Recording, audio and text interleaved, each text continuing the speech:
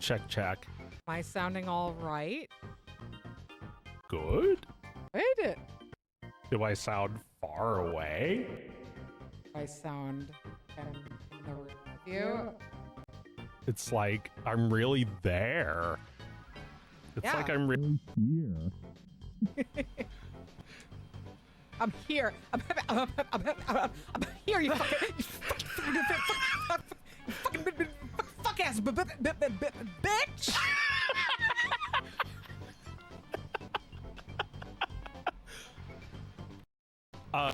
Yeah, I don't know what got into him, but Porky really did say the word bitch once. He was like, son of a gun. Bet you thought I was gonna say son of a bitch, didn't you? Yeah, no, I mean, Porky just got really red, mad, and nude online one night. He's always nude. He's always true. red. That's true. Those things are always true. So he just got mad, and everything else about him stayed the same. What are you gonna do about it, you son of a bitch? Porky has fucking had it. Yeah. You're a fucking liar, Porky. Yeah, I hear a little AC, but, you know, we're running the AC. That's just me going. How do I? How? You sound like a cartoon snake. Do I sound good? All right. Time for fun. Time for how I actually play this game. Right. The best way. When Meredith's not looking.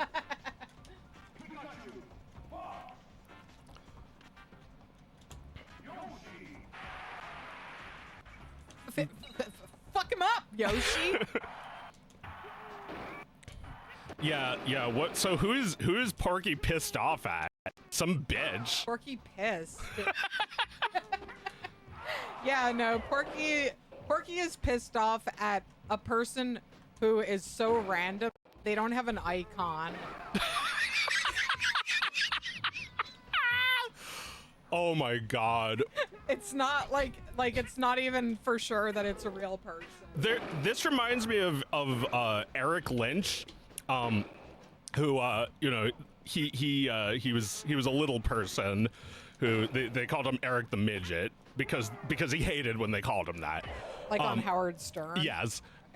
And Eric is like, he's always calling into the show to like scream at them, and then like his tweets is just like a mountain of that. It's just like never-ending fighting with random people. He tweets hey, like asshole! I never shit my pants on TV. You're lying, and like just like never-ending stream of him arguing with completely random strangers. So he kind of likes this, right? Like, well, I guess that's just what he was used to.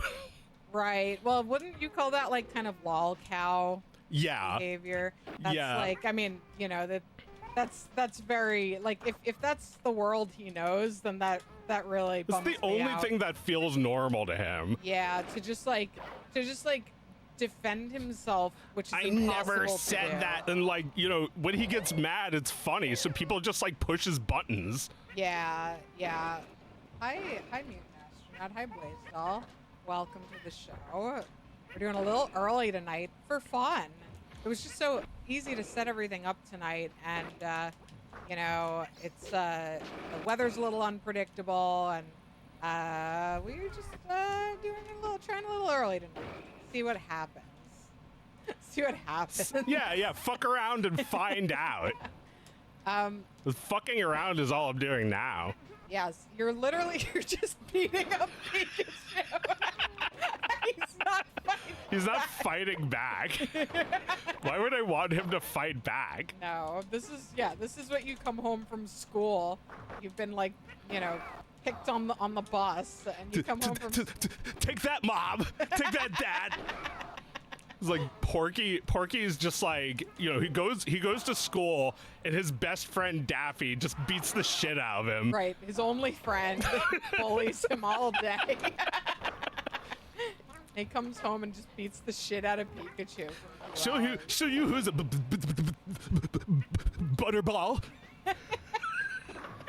I mean, Porky is the lol cow of the Looney Tunes. He is very world. much like a Stern Show guy. There was also Stuttering John, who they made fun of his stutter. All these like disabled people. Like people, yeah, like they do that. They go like, and then they imitate him and do Yeah. that back to him. I mean, that's like, you know, in another era, they would have been doing that at a circus.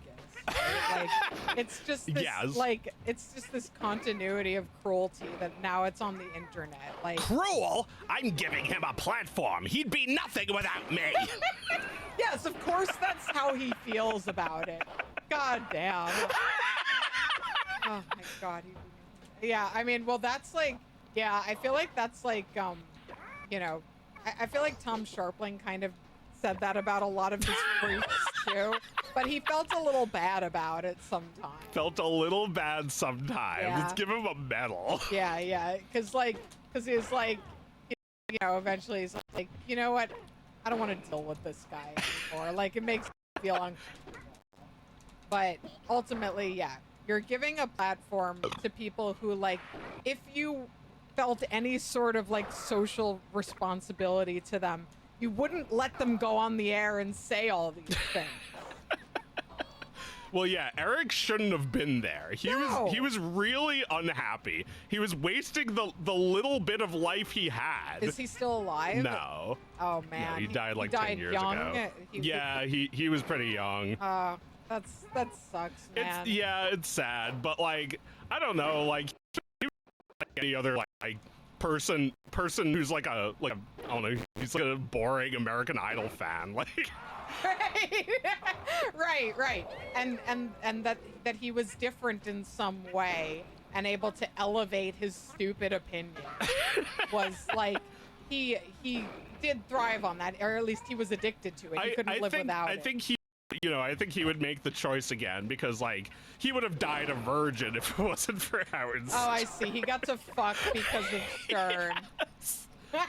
That's, I think Howard can do anything he wants to him and then just still feel good about himself because he got him laid. Right. That's all you have to do is that one thing.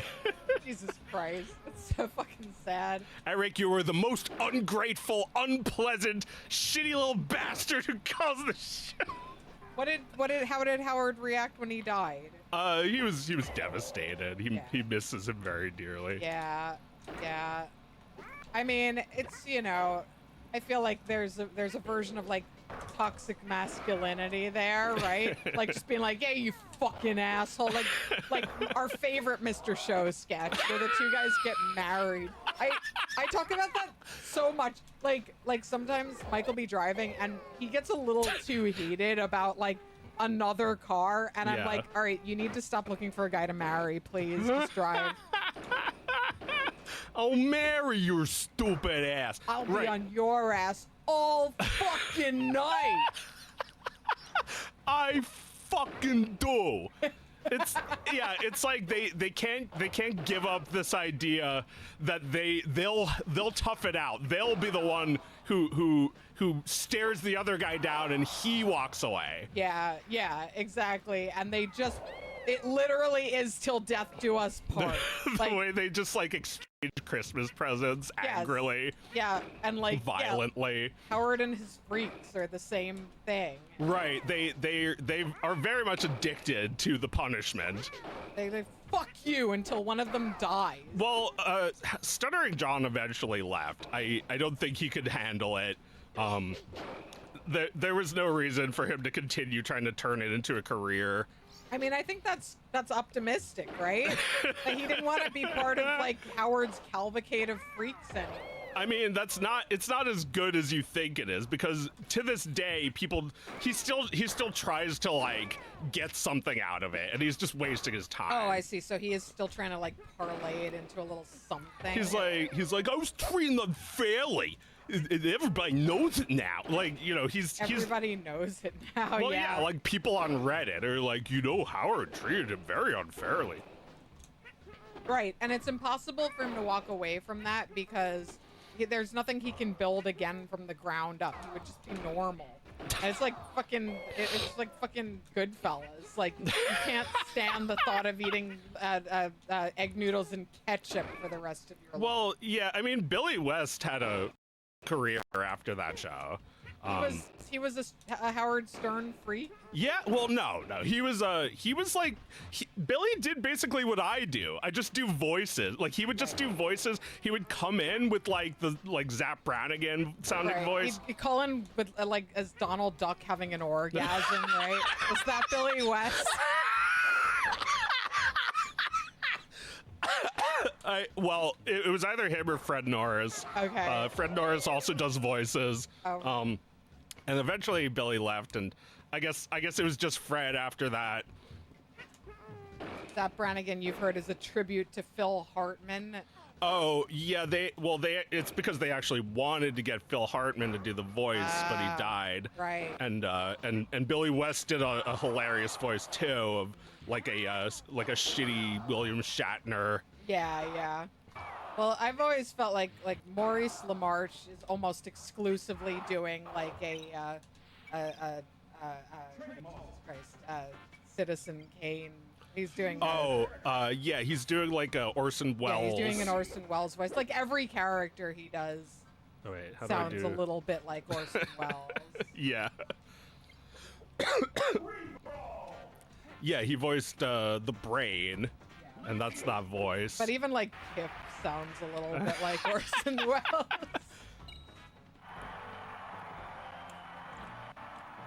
I love you.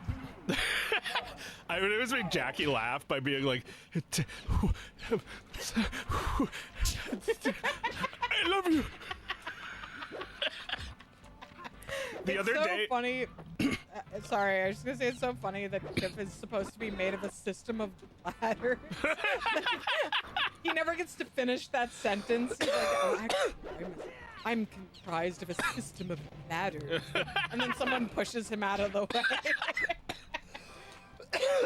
Sorry, what were you saying the other day? Oh, I sent a voice message to our sister that was just like, some of the folks might be a little bit smarter than I am, bigger and stronger too. And she spent like all day trying to understand what I had sent her. It took me a moment, and you've been singing that shit all night.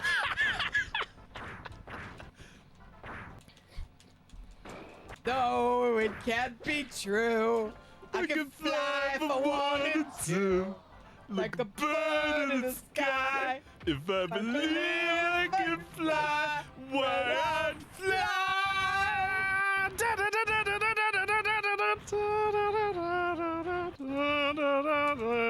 I was saying before to your son, I could quote all of Toy Story. Yeah.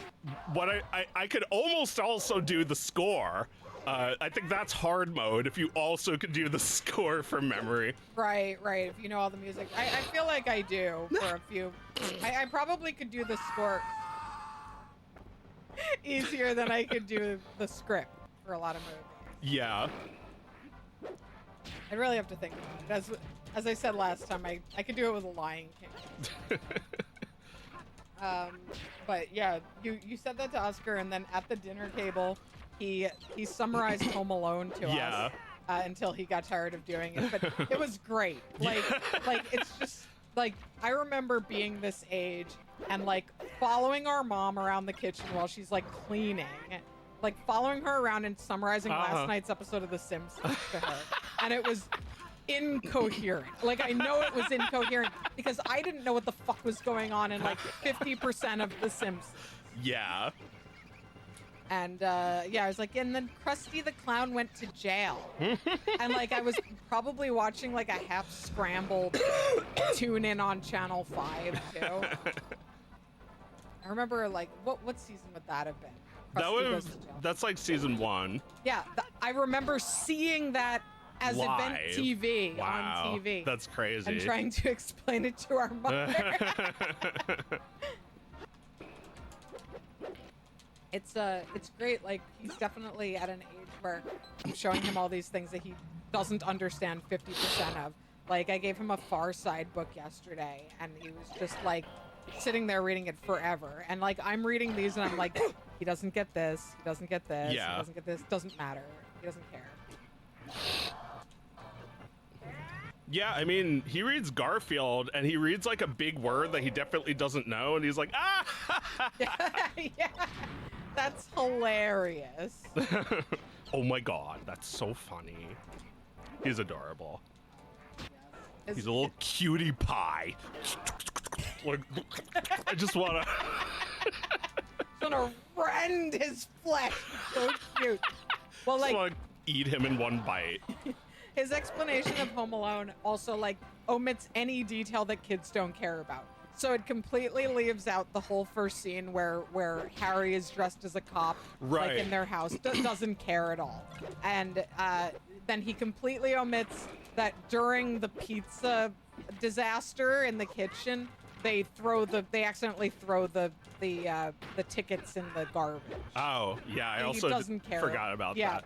But Yeah. he did tell us that an adult got up to help with the pizza and squished Faller Yeah. behind the chair. Right. So yeah, this is like this is kind of like when I say you should really draw something from memory because it's more interesting to see what you remembered. What you think is important about it. Right. Yeah, exactly. Like, yeah, you forget all the things that you don't care about. You hyper focus on the things that you care about. I do want to just shout out that scene that Oscar is referring to. It's one of Kieran Culkin's best moments ever. I know everyone loves him as an adult, but he gets squished behind the Oh, chair. that's him? Yeah. That's funny. He gets squished behind the chair, and his eyes look down. Like, he doesn't look at the camera or look like shocked into the distance. His eyes look down like he's trying to disappear from this moment. It's really, really good. I don't know who directed that or how many shots they did, but it was absolutely perfect. Great kid acting. Well, when we were having dinner, we were talking about how the opening of that movie really grips you. It's like it's really hard to not watch it. Oh yeah, the logo. And yeah, you were talking about how like logos are just like there must be something in your DNA. Yes. Like I can't figure this one out. Like my son is as obsessed with opening titles as I was. And he'll take a bunch of like, you know, pieces of paper or like foam letters and stuff, and he'll just assemble a title, and then he'll have something impact it like a comet and make it explode into another state. And it's like he does the sound effects with his mouth, and it's like, how are you doing I didn't show you how to do that. He just does it. Okay, so Mutant Astronaut says that that's charming when a kid describes Home Alone like that, but they've seen Instagram videos called Things You Didn't Notice in Home Alone, and one of them is, did you know Joe Pesci is the cop at the beginning? Right, because these videos are being made for children. They're being made for people Oscar's age. It's Right. like, mind blown. I never knew that was Joe Pesci. I didn't recognize him. That's really funny, but like, he has the gold tooth, right? I mean, I thought Sid and Andy were the same kid. Andy got me. Oh well, yeah.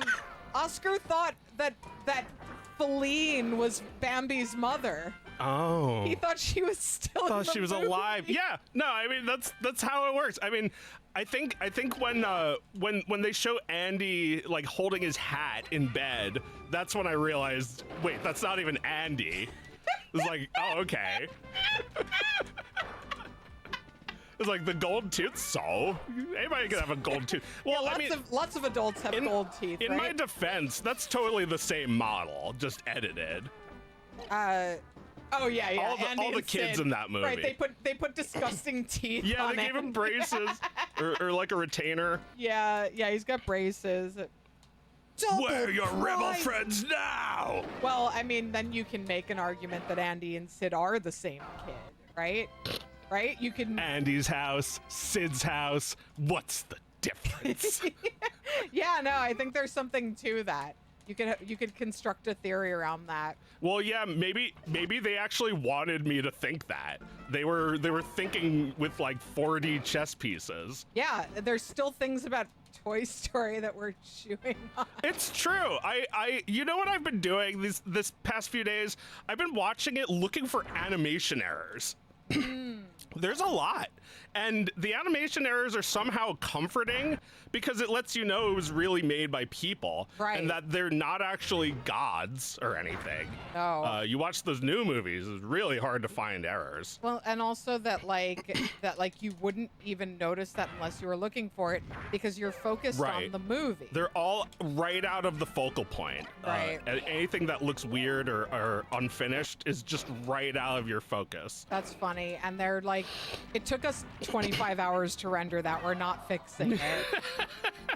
Yeah, I'm not sure exactly how often that would happen, but yeah, I think they probably would fix it, and then just like, well, we're not fixing it again. No. Well, yeah, I mean, there's animation errors in like early Disney movies too, where like the cells disappear and stuff. Yeah. It's like, we Classics. gotta fucking move on, you know? Like, We got who lives to fucking live. cares? Yeah. Well, it feels like that movie is as flawed as it is perfect. Like everything else, like the story, is all just like I can't even find flaws. Yeah, no, I mean, it's, you know, probably to the detriment of future movies. Yes. It's an extremely tight story. They love their tidy little fucking stories. Yeah, I know exactly what you're talking about, because like I was also watching Toy Story 3, and that movie is, I don't think it's very well written. It's very tight though. They do the same thing. Toy. It's tight. Toy toddy. Yeah, no, they're Nice. all pretty tight. I mean, like, you know, some of them are pretty flimsy when you think about them, but like they're all written so that, you know, the plot takes a turn when it's supposed to. Yeah, the plot presents you with a twist villain for the 80th time. The twist is that there is no villain and they're all gonna work together. Yeah, the twist villain was an anti-twist in the last Toy Story. Oh, she's actually nice now. Oh my god, I can't believe there's another one coming. I heard Mike told me something about it that he knew would make me mad. And I don't know if you want to know, but it's basically as stupid as Woody comes into Andy's possession. It's along the same line. Oh boy, maybe I'll ask you what it is after the stream. I don't know if I want to spoil it for everybody. No, but yeah, I heard it and I was just like, you have to fucking be kidding me. There's no way. Maybe I shouldn't even ask you. Maybe I should watch the movie so I can be mad organically. Maybe, yeah, maybe. Here's a question. What do you think the plot of Chicken Run 2 is? Oh, are they really doing that again? They already did it like 5 years ago. So the chickens go back to the concentration camp, and they're like, "Ay, ay, ay, ay, ay," like, again? Yes, that's the fucking. Oh my god. Oh my Are we god, really I'm so doing mad. the boogaloo on the chickens? Oh my god, like literally the it's the same villain. It's the same villain. It's the farmer's wife again. And she She's back still in hates pod the chicken. form. She still hates. Yeah, she's back in pod form. She still hates the chickens. chicken. It's like all this stuff that was come up with for that plot is Yeah. just still there. Yeah. So it's like, well, I guess we can't do any other story. We have to do this. The same shit. Like Same 15 shit happens years later. all over again. Yeah, they recast both of the leads because they're either too old or lame. anti-Semitic, and they make a whole nother fucking movie in agonizing stop motion for the same fight to happen. And what nerve they have to make this movie 5 years in the past. They went back in time to make it 5 years ago. Yeah, what nerve for them to have already made it a long time ago. I just like I was thinking about this. It's something that happens in Chicken Run that I love, and Yeah. it's something that also happens in 101 Dalmatians, which is there's an evil woman who wants them dead, and the audience kind of they're carried by like this naive sense that if this woman only knew that these creatures are intelligent and feeling just like her, Yeah. she wouldn't want them dead. Okay. And then in both of those movies, there is a scene where she realizes that they are intelligent, that they are organized, that they basically have the same minds and consciousness as she does. And then she becomes completely enraged and wants to kill them even more. And I think that is like a no turning back moment. Yeah. Right? You can't make another movie like this because that turn has already happened. Yeah. You need to watch this woman be what you believe to be a monster, but then you actually see what a monster she really is. And then there's no going back. She has to fucking die. You know, if she doesn't actually die in the movie, she has to at least go away. Yeah. And to like bring that villain back is like what like how like what, your movie has no soul. Like there's no way your movie has any soul if that's what you do. Yeah, I mean, you already made that movie. Don't you know that these ideas were all special and now they're not? Don't you know that? Yeah, don't you guys know that? Yeah. Didn't you Thingus viewers know that? What's wrong with you people? I think generally the chat, I mean, always agrees with us. well, every once in a while somebody gets a little riled up. I think it's funny because I'm not looking at the chat. I just hear from you being like, the chat is on fire. Chat is losing their minds. Usually it's not. Usually it doesn't get too intensely in disagreement with what we're saying, but every once in a while, someone gets really mad about the cartoons that we're talking about. And you know, sometimes I'll turn my head to the camera and yell at them. We're not here to argue with the chat. We're here to hash this out. Right. Yeah, you know, it's always more subtle and nuanced than just like, we don't like this. Yeah, no, I mean, I get mad about these same stupid fucking movies from 30 years ago because I love They keep them. making them come back. Yeah, they keep trying to ruin my life. You didn't hear that they were remaking Ocarina of Time. Do you want to talk about that? Yeah, you told me that like 5 minutes before the stream. What? Yeah. What? They're remaking it? Like, they're putting it on the Switch? They're putting it on Switch too, yeah. Okay. Which I don't know if that means they're making like one game or making like every game 5-part game like Final Fantasy. Right. Well, I don't think they're going to stoop that low. No, They're not I don't think so. They're not Squaresoft. No, but they're making it. I mean, my guess is like without, you know, I haven't looked into any of what the speculation, but my guess would be that they're making this movie, and the movie is probably kind of canonically in line with Ocarina of Time, and they want the game. All right.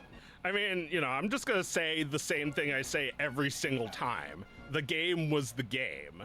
Yeah. The game you're making now is a pale imitation. It's not the game. I mean, look, everybody wants to like, I don't know, see what it would have looked like if it came out now. Yeah. But I don't think they're actually that interested in it beyond that. It's like making the title card for your movie and nothing else. Right. Any 8-year-old can do it. Well, yeah. I see people defending these remakes because they act like, very disingenuously, they act like this is for the kids. They act like this is because kids don't want these old graphics. They want high fidelity. Right, this is what you said we should talk about. Yeah. Who are these games for? Who are these games for? Well, they're not for kids. Now, kids might end up buying them because they are, they have the depth of a thing for kids. and they're Yeah. on the new console that dad bought for $700, but they're for dad. They're for 40 plus. Right. This for people my age and your age who were like, I don't know, unable to let go of the past. Well, they're like, I saw Like someone. me. Yeah. Well, I saw someone say this, that they're for live action Disney. Oh no. It is a little like that. They're they're the same thing, but what if real? What if fuckable? What Yeah. if had realistic human skin for sexual purposes? Well, yeah. Us fads can take a little adult stuff. Right, but yeah, like immediately it's like, okay, so you're lying. It's not for kids. It's completely for adults. Right. It's for people who member. I was 10 years old when this came out. So to a company like Nintendo, I'm the perfect mark. Yeah. It's like, oh, you member? Yeah. Well, we got something you'll love. Well, I think like a lot of these people will admit that like they had the patience to figure these games out when they were kids, and they don't anymore. Oh. And it's like, well, yeah, it doesn't have the modern language of games. It had the language that was contemporary to games at the time. Right. Or it was brand new and nobody had ever played a game like this before. But either way, like, the game is a masterpiece if you're willing to sit there and unlock the flow of playing that game. Yeah. Like, yeah, it might be a little janky, but, you know, you go into the asshole and you become completely absorbed in it. It just becomes how you play it, and then you just sit with it and you get through it. I think that's worth doing. Like, I've been playing Xenogears, Uh-huh. and you know, I gotta fucking wait for the battle to start and finish every time. It's slow load time, and nobody has updated these low res anime cutscenes. They're like 480p. You know, they're presented at full size, but they may as well be tiny because they're so blurry. They're awesome. Yeah. They're great. They break up the game. I look forward to them. You know, like a fully animated cutscene. Cool. Like, Yeah. it's special. Yeah, they got it on there. They got it onto the disc. Yeah. Yeah. Or even more impressively, if it's like Resident Evil 2 for N64, they got that onto a cartridge. Yeah. Like They no made it- space at all. They made it like 1 megabyte. Your nephew beat that game when they were 6. Yeah, well, that's the thing. Like, I don't think the people saying this have children, or their children are very stuck on one particular thing, because when, like, I think this is such an awesome time to be a child, because if your parent knows anything about old games, you have access to their entire backlog of Yeah. games. And they can point you toward the really good ones too. I showed him Paper Mario and he'd never seen it before. And he just got so He excited didn't looking at Yeah, it. he was like looking at it while leaving the room. His head was locked onto it. Yeah, it's new. They don't care if they don't know what that means. Graphical They fidelity. don't know. Well, right. They don't know about the console wars. They weren't there for any of that. And now there's almost no such thing as like console graphics fidelity war. No. Like the only difference. It's like your iPhone can almost do what the consoles can do. Well, Mike just figured out a way. He has like a TV with like Google TV on it. Uh-huh. He just figured out how to emulate games directly onto the Nice. TV. Oh, that's cool. It goes up to PS4. Oh, wow. Yeah. That's so sick. I Yeah. didn't realize the TV could do PS4 games. That's what he says. Nice. That's what the man said. That's what he said. That's what he said. You heard him.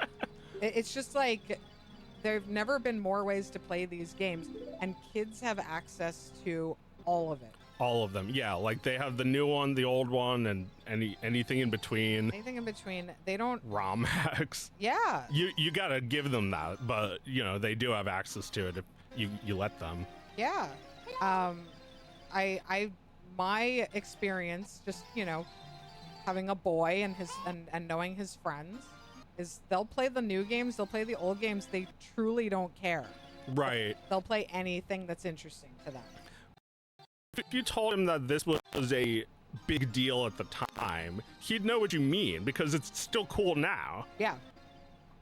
I went over his friend's house last week, and his friend was he loaded up Punch-Out, and I watched this 8-year-old boy just like kick every guy's ass in Punch-Out. Cool. He went so far. Punch-Out is so hard. Yeah, but you know, you sit there and you just puzzle it out, and all you need is patience. And it's like, okay, you say you don't have time, but like a modern game demands so many more hours of you. Like a modern AAA game demands 200 hours of you. Well, they're not asking for a new game. They're asking for an old game that they already figured out. It's like reruns. Yeah, but it's got like just enough new details to feel new again. How sad is that? I'm so fucking bored. I don't care. It's AI. It's all fucking generated. Yeah. I mean, it is all AI. Like, well, we're even if it's not, it looks like fucking stock assets. Right. Nobody sat there and crafted And it like made they her. did. Like everything. Yeah. They made everything specifically in this art style. You look at like a modern Pixar movie, it all looks the same. Yeah, it all looks the fucking same. They scan real life objects now. It's so boring. Ralph Eggleston no longer with us. He was the one who like made the look and feel of all of those movies. Pixar house style. Yeah. Interesting. Yeah, that style that AI just like copies now. Right. Make anyone Hitler can generate movies. Everyone can generate that and make their Hitler movie. Cost by Pixar. Yeah, I just fundamentally fucking disagree with it, and I don't think I'm ever gonna come around on this one. You know, I mean, I was a little disappointed that they weren't going with a new Star Fox game, but I'm also like probably not the person to care about that in the first place. Well, Well, they would have to make me care, which I don't know, it's work. If they made a new Star Fox game, you might be interested.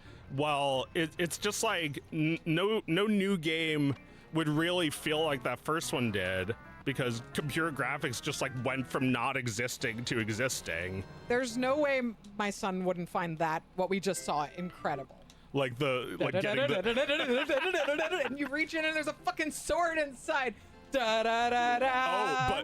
But if you were a 30-year-old man, you'd be like, why do I have to wait?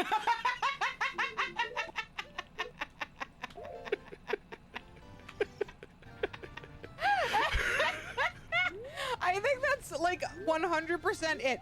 I don't want to hear any fucking defenses about quality of life, ability, or children having access. Like, fuck off. You Right. just They're- want to skip it. You just want to skip to the fucking in your old fucking game. Yeah, you just want to skip to the sex scenes. Well, yeah, I don't know. Like, I haven't seen. I guess there hasn't been any images released of it, right? I don't know. I didn't examine further. There's nothing in it that I haven't already seen like 10 years ago on YouTube, like Zelda remade in Unity kind of Unreal Engine thing. Oh yeah, they've made more. I'm pretty sure what I heard was that there was just like one little like very dark, you know, very short clip. Okay.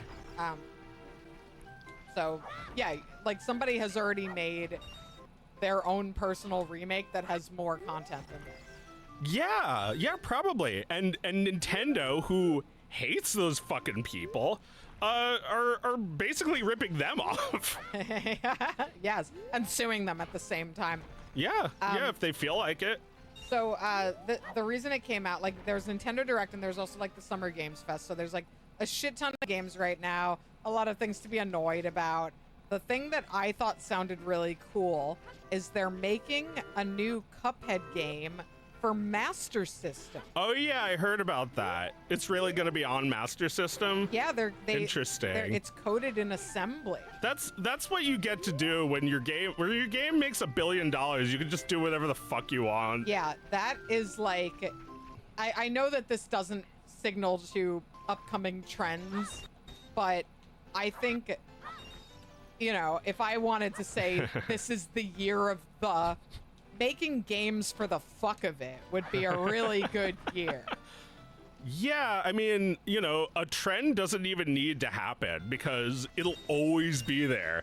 The Master System will always be waiting. Yeah, the Master System's always waiting. So like all these Brazilians and Canadians will be very happy they didn't throw away their Master System. But you know, I'm sure people are going to be playing it on Steam. I'm sure it'll get a wider release. But like, I love that. You know, they can just, you know, there's probably not as many people excited about that as like the first Cuphead game. No, but who knows? Yeah, well, I don't know. It's novel. It's very novel, like the first game was. Right. It's novel because it's old. It's old. Yeah. They made something that shouldn't exist. Yeah. Well, you know, we're all seeing this shit happen right now, where like the cost of hardware is going up and these console companies are crashing. That's right. I did say last week, maybe people will go back to playing old machines. And if really well-known developers like the Cuphead people are doing it, they'll definitely get a few people who've never even thought about it to start playing old retro shit. Well, yeah, even if they don't get an old console, their old computer might be able to play it. Yeah. And I think the idea that game developers are forced to go back and live within the limitations of earlier versions of tech is exactly what the Nintendo developers were doing in the 80s. And it could lead to innovation. It could lead to things like they're going to do things with this Cuphead game that people didn't know you could do with the Master System in the 80s. And there's potential for that in many places. If this is where you know the brightest developer minds are going right now. Something I've been thinking about a lot watching old Toy Story movies is the way they animated those characters is like impossible. Me and Danielle actually did animate Mike and Sully like that. The same way, right? But it looked very awkward. Yes. You were saying that last week that the way they do it, they can't even like reference it live, right? They have to kind of just like know what it's going to look like. They have to build it outward. So like first they move the hips and then just like have the whole character moving around, and that lets them know where they're gonna be when they have to move their spine and neck and stuff. That's amazing. Yeah, it's not easy. It's I don't know. There's something about it though. It's like that was the only way. Yeah. And now I read an article that says they use AI to animate it. Like, well, I mean, they're it not may gonna as well admit be. it. It looks fucking. I mean, everybody now is giving the same bullshit disclosure after the fact. Yeah. All the game developers who like, you know, their players notice they're using AI, and they will put out the exact same statement, which is, we used it to make placeholder art, and we forgot to take it all out. And we're gonna update a patch and take out all the stuff that you wrote that you noticed was AI. And that's what they do every time now. They apologize later. They don't disclose. They don't ask permission. Ask for forgiveness. Yeah, Barack Obama's method for making games. They're all doing that now, and it does seem that increasingly reviewers, critics of this kind of thing are giving them a pass for that. Are being more open to it. It feels like they are posting through it. And are these games anything worth talking about? Well, there's a new Crazy Taxi. Right. That one I heard about. That one's gonna have AI generated backgrounds and shit, which is the only thing that's interesting about a Crazy Taxi game. Yeah, that's all people are thinking about. They're not thinking about, hey, new Crazy Taxi. Well, there's nothing wrong with the first Crazy Taxi. Yeah, keep on playing There's that. something wrong with this one. Yeah, and people haven't even played it, they can tell. Yeah, so why don't you just play the first one? Like, I think my feeling on AI and my feeling on remakes is not that different. So the remake may as well be AI, because it's just like you're looking for this smooth version of something that was already great, and you're doing this in place of exploring new things. I'm like really just insulted that there's like something is like saying there's something wrong with this. It's like, this is great art. Yeah. They actually got this to work on the N64. It's a miracle. Yeah. Like, why would you delete it? Why would you delete everything except like the prompts? Yeah. Basically. It's beautiful. Yeah, it looks awesome, especially on this old TV. Yeah. What is this game missing that improved technology could have? It doesn't automatically jerk me off. Yeah. Oh, you said, yeah, the Adventurean that looks like a 70s anime. I saw that, and you know what? Sorry. That don't impress me much. Well, because it is impressive, is the thing. It's this video game. It looks just like one of Miyazaki's early films from before Ghibli. It looks just like. Oh, I see. And you know, obviously that is a really clever technical achievement to do that. But I'm a little fucking tired of clever, you know?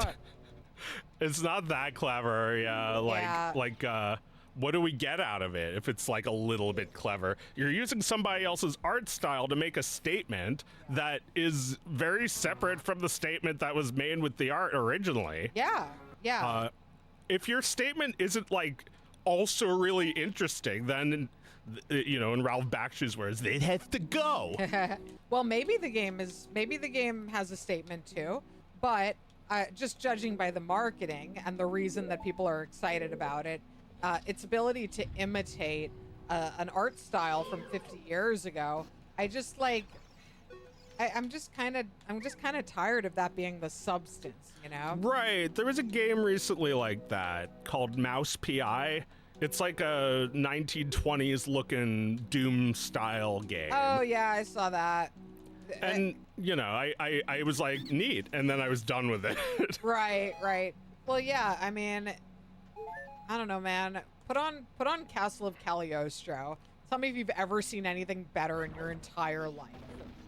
Well, you know, people consume art uncritically. They let other people tell them if it's good or not. I think when you let those people be in charge of like market trends, we get these stupid fucking remakes that misunderstand everything about the original.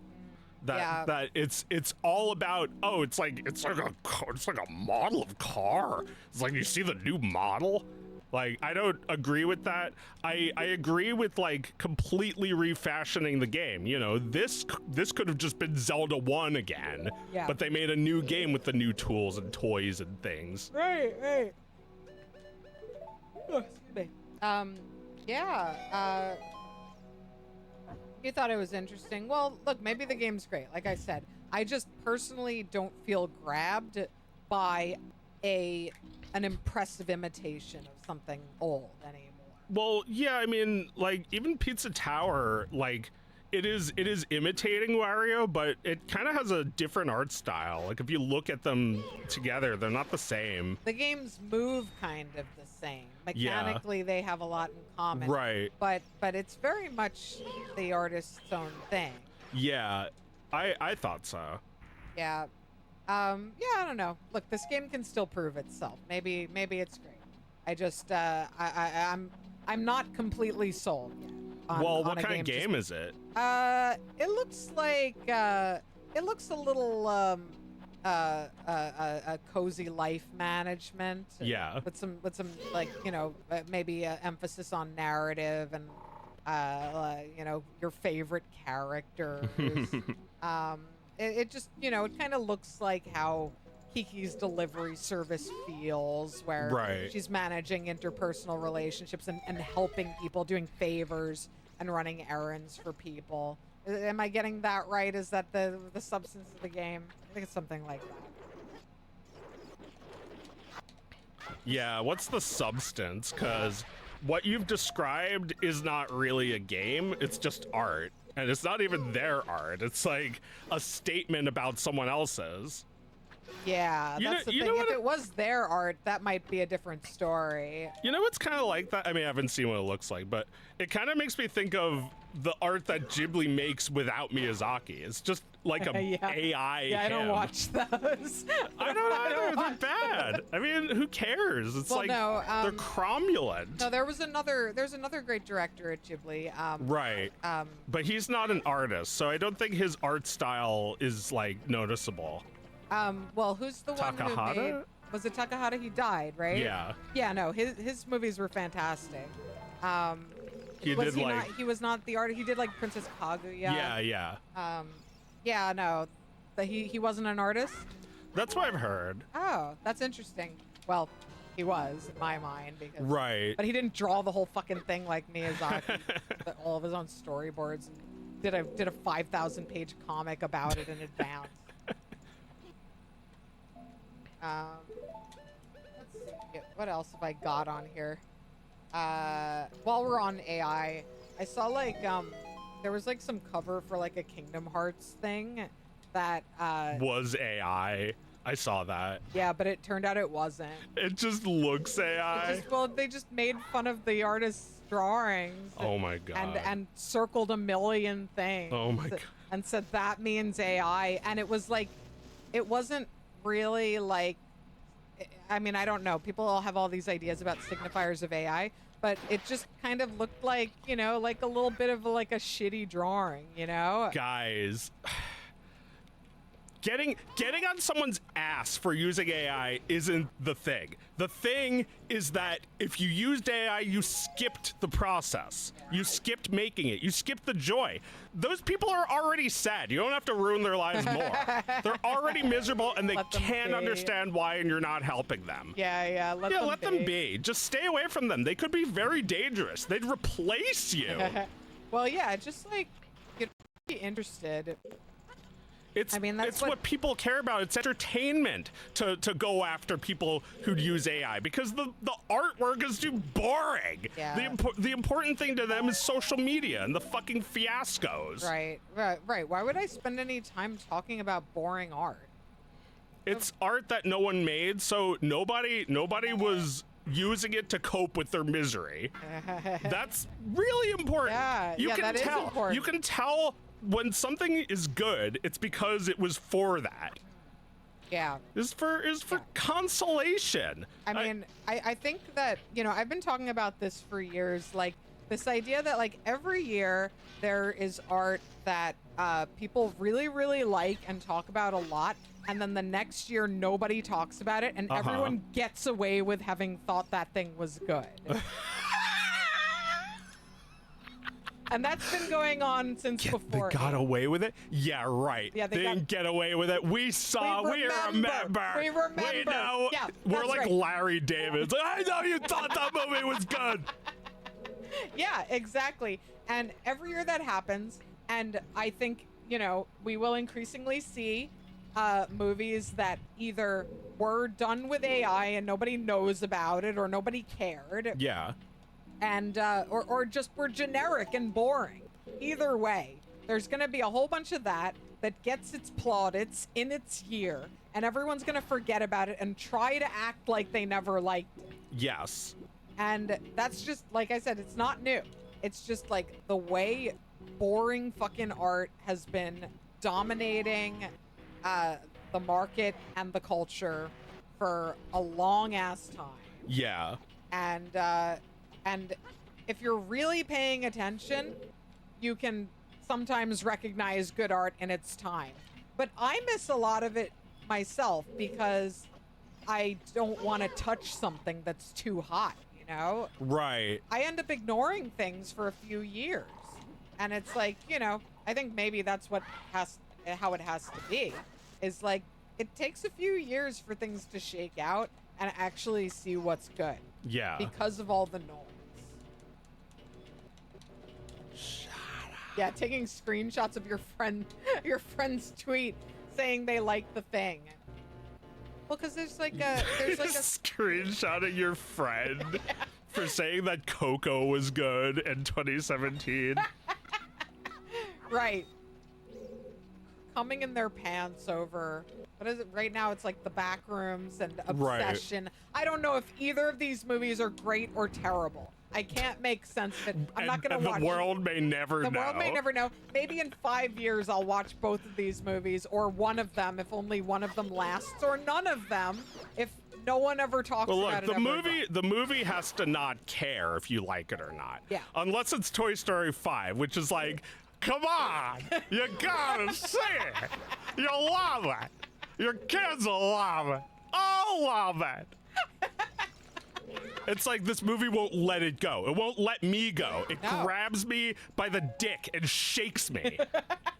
Leave me and my family alone. You're like those fucking Toy Story movies started out as like cute little dachshund movies, and now they're like an evil ex who misses you and is buying up all the houses on your block. Yeah, making them into a terrible horror house once a year with like gigantic strobe lights going off in the middle of the night. Yeah, like that evil Pittsburgh guy, the haunted hell house. The haunted hell house. The Christmas house from hell. Yeah, it used to be he was like he's a professional like light engineer. Yeah. And it used to be who knows his rights. Who knows his right. Well, yeah, that's just incidental. But he used to make a very cheerful but very elaborate Christmas display, and his neighbors were assholes about it, so he became Hitler. And now he won't let it go. He puts signs up all of his house that says like, my evil fat fuck neighbor, bitch neighbor, ruined Christmas. And his display is a horror show. It's a hell show. It's like Santa Claus with a blade in his neck and the blood running down, like dripping down 30 feet onto the ground. And it's all like that. It's all piss and blood and horror. And decapitated angels. And like everyone on the block is fucking trapped in his hell. They can't sell their house. This is what Pixar does now. It's like, don't you remember the good memories you used to have? Just don't you get a little fuzzy feeling when I say Boz? Just invading my bowl of Cheerios. Yeah. Like I'm pouring my Cheerios. It's like, don't you like me?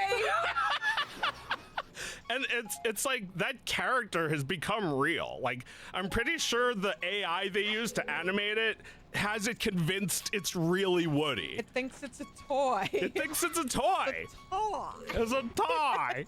You have to play with me. And those fucking toys, and every single one of those new movies, well, I mean, I watched all of them this week, and in Toy Story 4, they do it like 3 times where the toy puts itself near a kid as like a little hint. Yeah, you might want to play with me. This like traumatized child. This traumatized child. Her parents. Traumatized child. Ooh, a traumatized child for me to prey on. The movie treats it like it's a good thing. Yeah, an opportunity. Yeah, an opportunity. Horrible. I can't believe that. Yeah. They have no fucking awareness. No. They don't understand that they are like the nightmare fucking toy. They're like Woody with his head turning 360 degrees. Yeah. Evil. Yeah, he's like, it's like he's back for revenge or something. You didn't play with me enough. What did I do to you? I just grew up. I just got another toy. It's not my fault. Oh my I God. had power. I was respected. But not anymore. Oh fuck! I hate. I really hate, and all month I'm gonna be so mad, and when that movie finally blows over, I'm gonna be so relieved.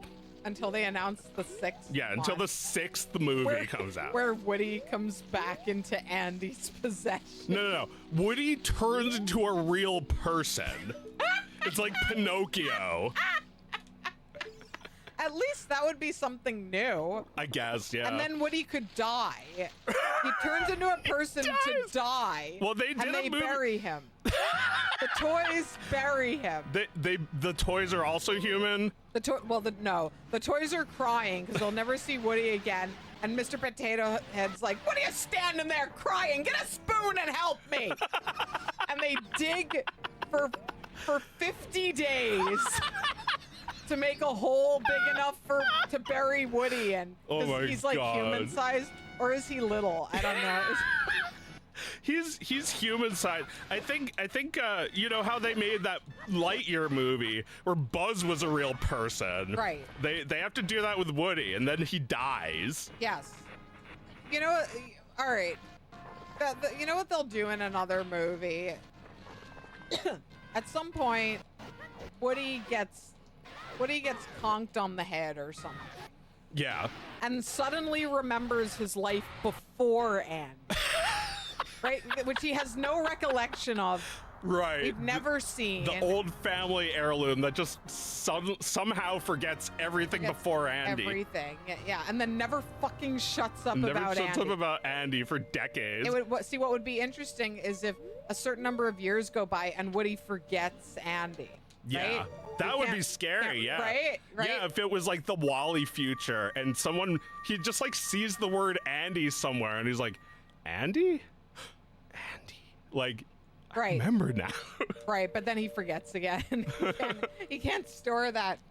I hate all this so fucking much. I want the toys to go through a fucking wood chipper. Well, they did that already. They had them accept their deaths. And then they didn't die. And then they lived. Well, yeah, I mean, it's fine that they lived, but I felt like the idea was still, this is the end of their story. Yeah. And yeah, you know, like I also watched Toy Story 3. I watched all 4 of them, and I came to a realization that Toy Story 3 is like a spin-off. It's not a comedy. It's not funny. It's got jokes, but it's like miserable. Did I talk about this already? I talked about it a little, but then I watched it, and I feel like it's you know, it's decent. It's you know, I think I'd still give it like a 7 out of 10 because of the dump scene. That's pretty cool. but there's no FWAD. You know how I was saying that like they would animate all the props by hand in those old ones? Yeah, there's no FWAD. They automate all that. All the garbage is simulated. So the FWADliness is a lot less. There's no friendliness. That's funny. Yeah. I mean, every toy you encounter is a celebrity. Yeah. I mean. Yeah, Keanu Reeves and Michael Keaton. Well, I mean, they were always all celebrities, but you know, I didn't know who Don Rickles was. You find out who Tom Hanks is from this movie. Right. Yeah, if you're a kid. Yeah. But now it's like, I don't know. Maybe that's still true. I don't know how contemporary the new actors are, but my kid loves Tom Hanks. He's his dad. This looks so fucking cool. It's all on the N64. Yeah, and this is all real time. There was no space to make videos like this. 1 megabyte. Yeah. This is all probably like 20 kilobytes or something. Jesus Christ. I've been working on like a bunch of like 3D models. I just like sit there for like days at a time making a billion objects in a scene. And then I check the file size, it says 2 megabytes. 2 megabytes. Damn. You can do so much.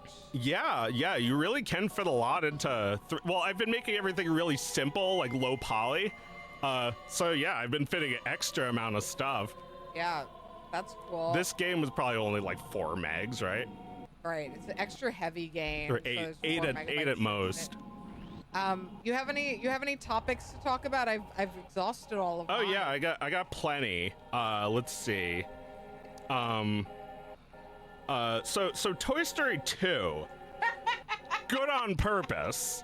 Good on because it could have purpose. sucked. It could have been it could have been cynical. In fact, they wanted it to be really bad because Disney was going to make it without them. They held that over them. Right.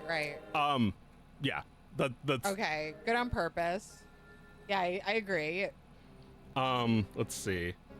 Yeah, I had a lot about Toy Story movies. Milkshake Duck is 10 years old. Really? The famous Milkshake Duck, the one who's racist. Right, the one that people still use that term. Yeah. Milkshake duck, because people are still falling for the same fucking thing where they form a parasocial relationship with some person they saw on the internet, with some character they saw on the internet. Yeah, some duck Only- who did one trick. Yeah, only to be betrayed by dad. Yeah, my dad, the 1 duck. second later.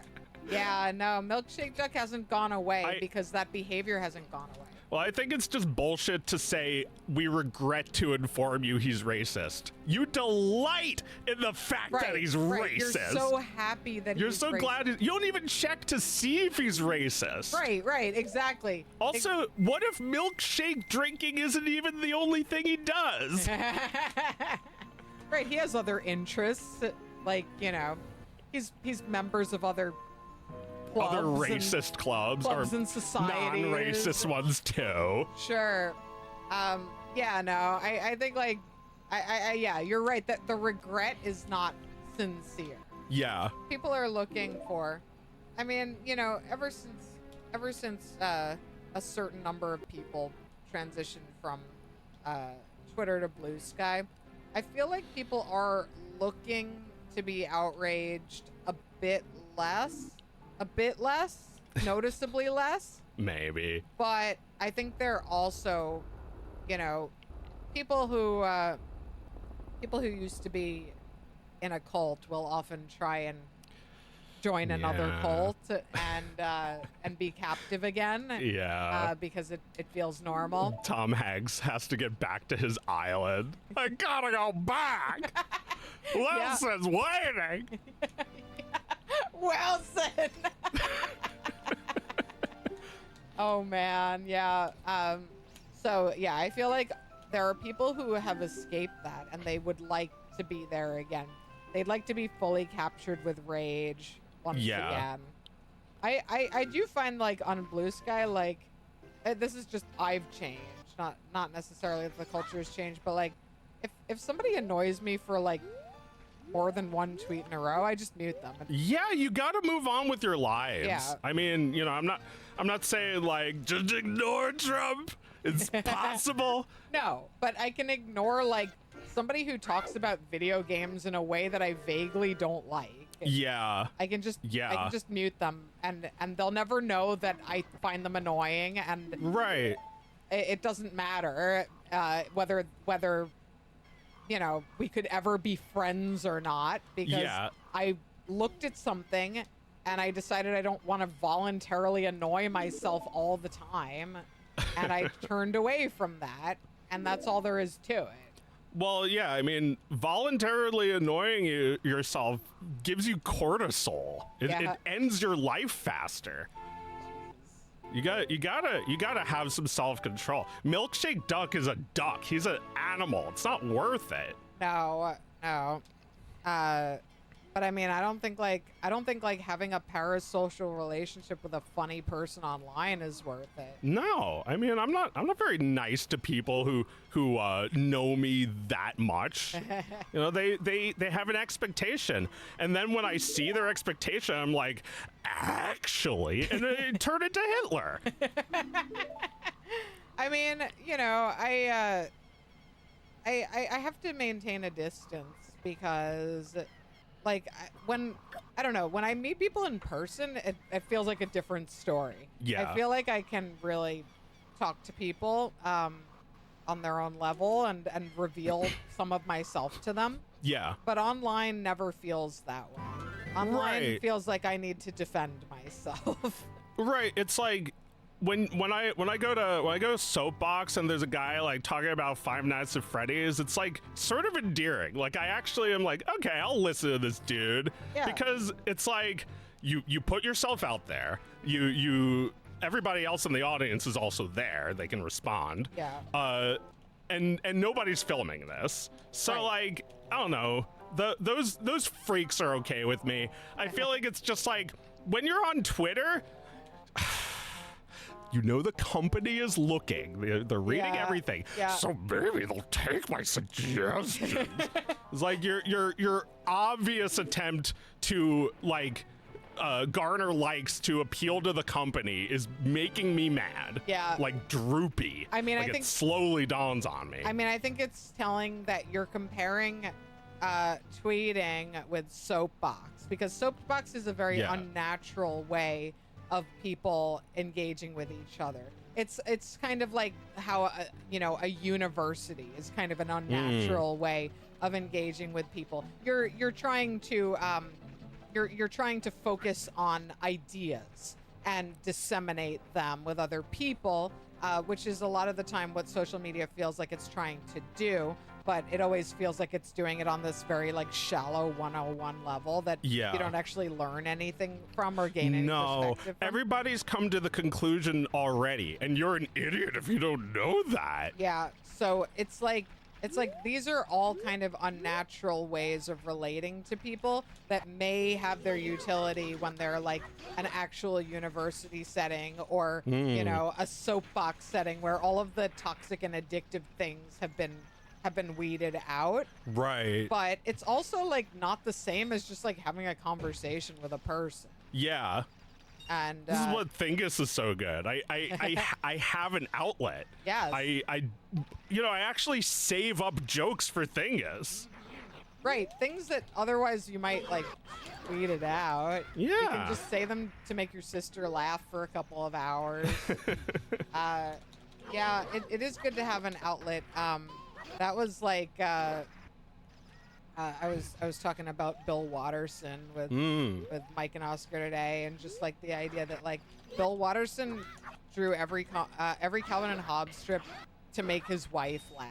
Right. He showed it to her, and if she liked it, then he tried not to think about the newspaper audience. That's great. Yeah. I've also been doing that. I have a friend that I send my puppets to, and then I just like don't post them because I've already showed them to somebody. Well, you should post. I should post them. You should post them, but But they're tested on that one person. yeah, you only need that one person to be like, yep, you're on the right track with this, and then Right. you can get back to what you're doing, because like listening to a million people has never been a good idea. Well, what do they know? They've already made the conclusion. There's no room for them to discuss it. No, because it's already like perfectly fully formed. I mean, you know, you look at Calvin and Hobbes, and like there are all these strips that got Calvin and Hobbes canceled from a newspaper, and now they're all part of a perfect canonical series, like 10 years worth of perfect comic strips. Uh-huh. So what did they know? You know? Yeah, they read like, I don't know, they read like Dilbert. Like, what the hell do they know? yeah, they read Pickles and Dilbert. All these and comics that are still going. Yeah. Well, not Dilbert. Zitz. Yeah. Blondie, drawn by like 3 Wizard dead of people. Id. Yeah. Herb and Jamal. Yeah. The one with like the family, For Better or Worse. Yeah. For better or worse, I think did end. Oh. I wow. think. And it ended with the words "for better or worse." Pretty sure. I think she was doing something a little bit more than what we're talking about, though. Yeah. But like, you know, these strips that kind of just go into perpetuity. The family circus. Right, Where the it's just family like, circus. The guy dies and his kid keeps drawing. Like the kid who said Paschetti is drawing it.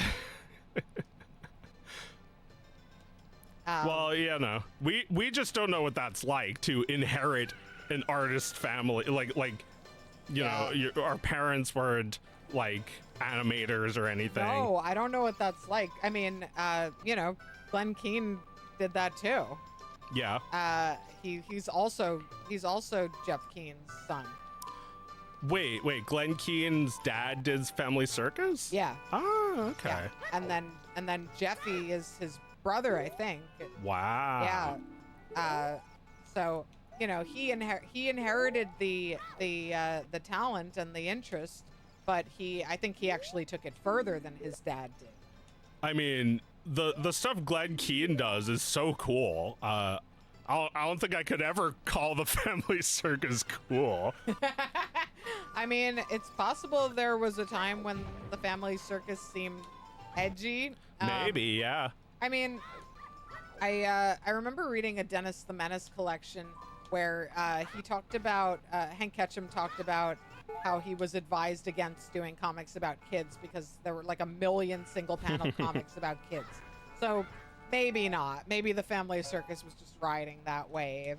Yeah. That Dennis the Menace, even though that one is considered a classic, was also riding. You know? Uh-huh. And you know, it had to stand out somehow. In a way, like in an ocean of 1 million other similar things. Yeah.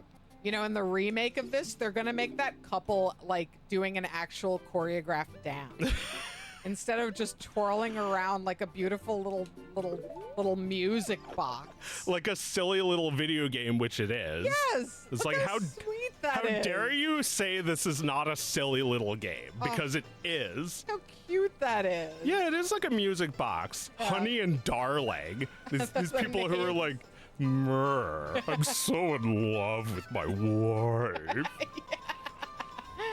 Look, someone's coming. Let's be in love. Make them jealous." Heathcliff's still going. The original author's nephew draws it. Yeah. Okay. Yeah. I mean, you know, I see people still enjoying Heathcliff. It's like kind of deranged, right? It's a little weird. A little bit weird that it still exists. Yeah, yeah, and you know, the legacy of Nancy is kind of like the spirit of Nancy has been continued by a couple of different artists over the years. Sometimes they get the assignment. It's not like an inherited comic is always just like, you know, one of these dead behind the eyes strips. Right. But it's just like as an enterprise, this does seem to be like the typical trajectory for a comic strip. It's like, well, there's a limited number of slots of these things that can succeed over 100 years. Yeah. And we're not letting go of the slots that ever succeed. We're just Jesus, I never even thought about it, but newspapers are just like Fox Animation Domination. Oh, yeah. We got all these shows that are just like corpses walking around. yeah, absolutely. It's been that way for a very long time, which is why I and all of my contemporaries gave up on syndication and Yeah. put their comics on the internet and destroyed the revenue model. Good. It was Crundus. It was Crundus. Yeah, it sucked. Well, yeah, it's like those newspapers are like, I don't know, like even in like the year 2000, like nobody wanted to read those comics. They were just like there still. Yeah, they sucked. Like a lot of like early webcomic stuff was like comics making fun of how much those comics suck. Like Garfield minus Garfield and like the Marmadukes, where I don't remember what it was. It was like some kind of crazy Marmaduke. Or it's just like they replaced all of them with like Marmaduke Explained, right? The dog is big. It's just like it was like an explanation at the bottom. Yeah. The dog is big. That's the joke. That's funny. Yeah, I vaguely remember that. Yeah. The dog is big. Yeah, it's just like these comics suck. Fuck these comics. Yeah, and then you would have like Bad on Purpose, like Jerk City and Pokey the Penguin. Both still being made. You can't be serious. I am complete. I'm gonna piss myself. Jerk City is called Boneyard or something like that now. Oh, okay. The name changed. Same comic. And Pokey the Penguin is exactly the same. Next, you're gonna tell me that Sexy Losers is still going. How I wish I could. People still talk about Sexy Losers. Oh my God, Sexy Losers coined FAP. Everybody says FAP, and nobody knows what Sexy Losers is. You're right. It was Sexy Loser. Fap was the fap. automatopoeia for wanking your dick. Although we weren't there for the 60s and 70s underground comics that don't exist anymore. That's true. We don't know what they use. Fap. Yeah, Could have been Fap. Fap. Or Jack. Yeah, we live in this delusion that like people in the 1700s were saying like fuck, shit, piss. No, they were writing like I am gay with like GAYE on a wall.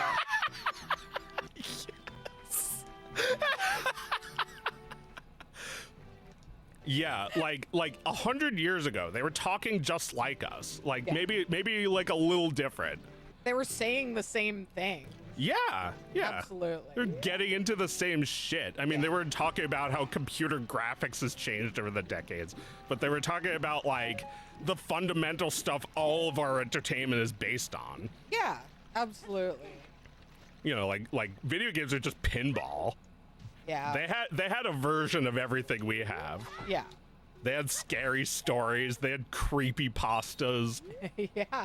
Yeah. They would just They draw had them on memes. cave walls. They had animation. They would draw on a cave wall and light the fire and make it flicker. Yeah, in the 1920s. In like the negative 19,000. Yeah. Like, you know, the Stone Age, before the modern Stone Age. Yeah. Yeah, no, they were making the Flintstones. Yeah, I was thinking about that today, how the Flintstones is ancient now. But at the time, it was like a modern invention. Yeah, we're like a TV show. Like Wilma and Betty are like, we're going to the department store. I'm like, what the it's fucking old, man. These cavemen. Yeah, these cavemen, they're using landlines. Yeah. All right, I have to hatch the bird. Got any more topics? Yeah, I got some. Any more topics? Oh, here's one. Aisle 9 3/4. Aisle 9 3/4. What's that? Wait, aisle like in a grocery store? Aisle. Just think of, okay, so at our local grocery store, there is a aisle inside of an aisle. It's like where they have all the discounted desserts that they can't get rid of. And that's where they put all the fucking Harry Potter shit between aisle 9. Right, they put the aisle matzo 9 there. 3/4. Right, all the fucking Harry Potter beans and It's like shit. butter beer spice that you put on your food. Yeah, disgusting. No one wants that. Right. Nobody wants. You know what else is there? Mayo chup. Mayo chop. That's disgusting. Horrible. They put the matzo there. They put the matzo there. I bought some marshmallow twists. It said 50 or like 75% off. Full price. What? It didn't reduce it when I scanned it. They didn't expect you to buy it. No.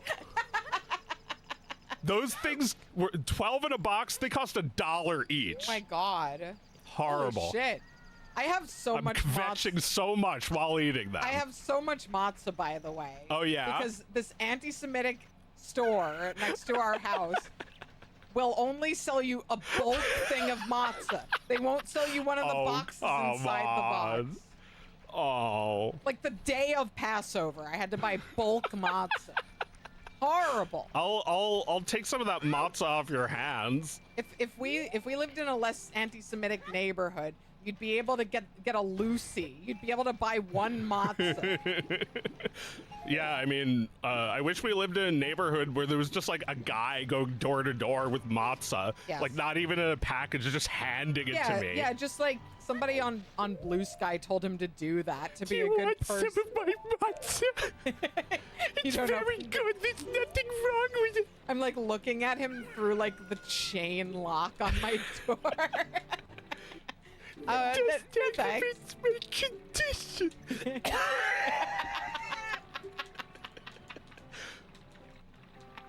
Oh my god. Joramft. R.I.P. Oh, yeah. Yeah, they just close the garage door on Joe. Wheezy. On all the characters whose voice actors have died. Yeah, just the garage door closing. Oh. It's like the prison bars closing on Martha Stewart. We were so fascinated by this idea of like a smiling picture of Martha Stewart and like prison bars closing And on just her. like clung with a big echo. Yes. Yeah. It's just like the light turns out and she's still smiling in the dark. Well, to her credit, she smiled right through that shit. Yeah, I guess so. She became people's friend. Smelling like a daisy now. Yeah, she's beloved and she did her time. Yeah. How many people go to jail for white collar crime?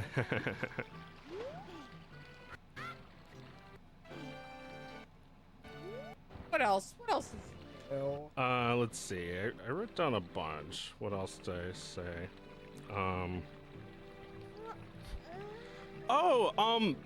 I thought you might find this interesting. About the story of the first 3D render. There was a guy named Gordon Romney. No relation to the presidential candidate, as far as I know. And in 1966, he was doing research of computer graphics. The government was trying to fund computer graphics shit, and probably so they could wage for the war military, with it. yeah. But we like the Iron Giant. We love computer graphics anyway. Yes. Even though it was designed for evil. Yes. But the first image was created at 2 a.m. By Gordon, his wife, and his baby. They were all in the presence of the very first render. I thought that was interesting that there was a baby there. There's a baby there for the first 3D rendering. It's like 3D itself was getting its sonogram. Wow. And they were looking at that. And it was just like a rough little sketchy looking picture of a cube. The baby was probably just like staring at it with fascination. Yeah, like they were probably like, look, it's the first render. And the baby was like, huh? Yeah, and it was as new to the baby as everything was. Yeah. I noticed that like babies seem to pop up a lot in Pixar movies. I wonder if there's like an idea about that. I mean, we've kind of talked about this idea that like babies are the only thing that changes in an animator's life. It's the only thing that inspires them while they're at work. Their wife has a baby. Yeah, totally. That's the thing that happens in their life, and then they make work about it. Did you notice that the whole plot of Toy Story happens because of the baby? The whole reason they're buying a new house is because they need a new room. Right. They need room for the baby. Yeah. It's very disruptive to have a baby. And like I was thinking like the baby is kind of just there, but then I realized, wait, the baby is everything. This wouldn't happen without the baby. The baby sees the toys being alive, but she doesn't know what to do with that information. That's true. Yeah, she's just giggling at them. Yeah. Yeah, I'm sorry. I'll keep talking about Toy Story. I mean, I'll stop talking about Toy Story. There was one more thing I thought was so sweet. It's like the thing that separates it from the pale imitations. There was the voice of Slinky talking about the voice, saying that it's like, well, I have a dog, and the dog sounds like a person sometimes, so I'll just do an impression of my dog. Oh yeah, I mean that's such a cute voice. It's so sweet. So sweet. That's a real dog. It's like me with my dog of wisdom. It's a real dog. It's your actual dog. It's my impression. It's filtered through me, but it's really the dog. Right. You're elevating the dog so that humans can understand it. Yeah. But it's really just the dog. If you're basically saying if you could only meet this dog, there's what he'd sound like to you. Yeah, if he talks. Yeah. I love when he's like bark bark bark bark bark. Yeah, that's so cute. So cute. Yeah. Oh, puppy. Ah! Bark, bark, bark, bark, bark.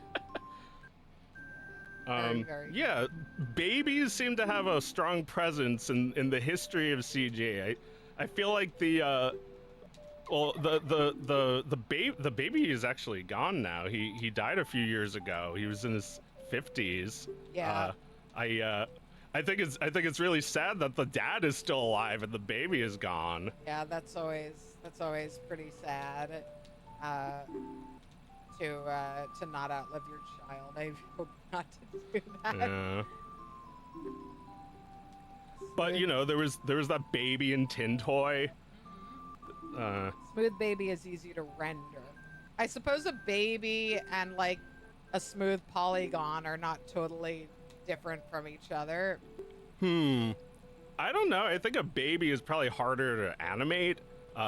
Maybe it's less material than an adult would be. Cause like I saw a video of them taking out the original maquette. Like back in those days, they didn't model on the computer; they would make clay, and the maquette is like humongous. Yeah. So I don't know if a adult figure would have been even bigger. Babies are they move erratically. Yeah. They don't move naturally, like a developed human body and brain move. They are still figuring all of that out. They don't understand spatial relations yet. It's all just like coming to them. So it's like, you know, watching Wally do his little switches when he first turns on. Yeah. That's how they move for a long time. Yeah. But I guess in doing that, they do have a very distinctive way of moving. Yeah. If you've seen them do it, you can replicate. And it's very recognizable. It's very cute. Yeah, it's really impressive that anyone can even animate something like that. Yeah.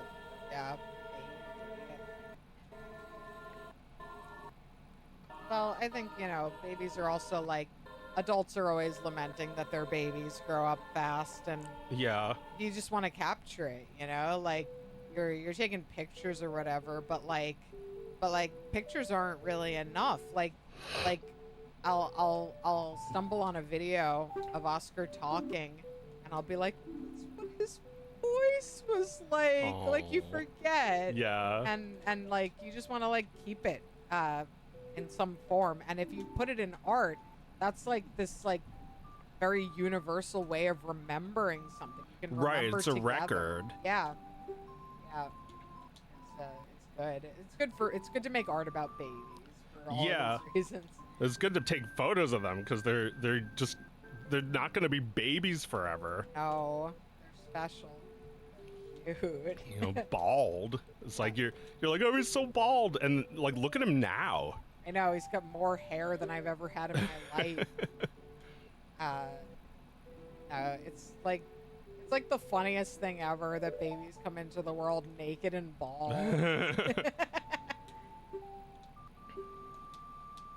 They bring nothing except the bare minimum.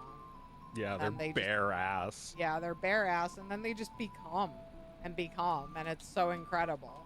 They love jingling keys. Your babies were born with hair? Did the hair stay, or sometimes the hair is there at birth and it comes out? They were both born with full heads of hair. That's funny. That's funny. Not in this family. we have bald babies. I was bald, but my twin sister had hair. That's true. She did, but everybody else was bald. Oh yeah. Yeah, That's I was bald, and our older brother was. Yeah. For Baldies. years. like 2 years of baldness.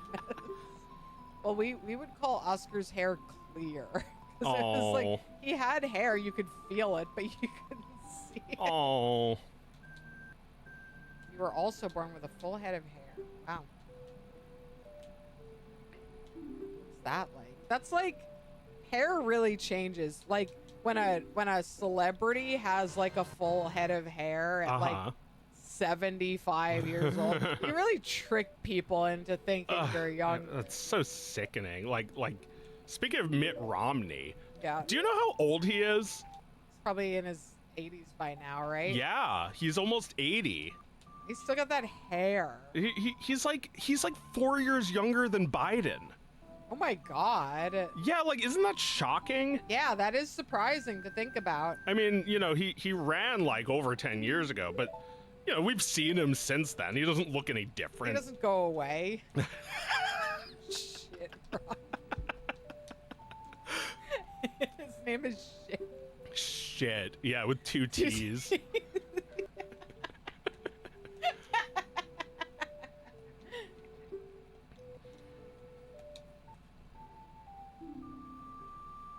I don't see enough people talking about this character. Oh, Impa?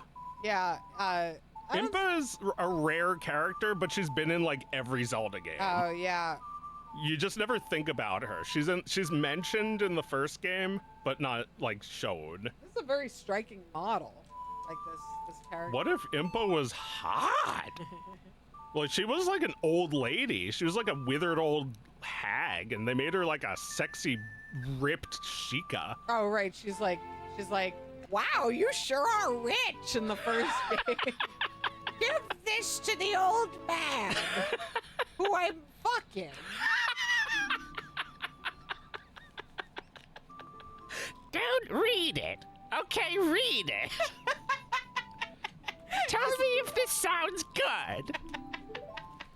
Right. This old woman and old man who live like a mile away from each other in their own caves.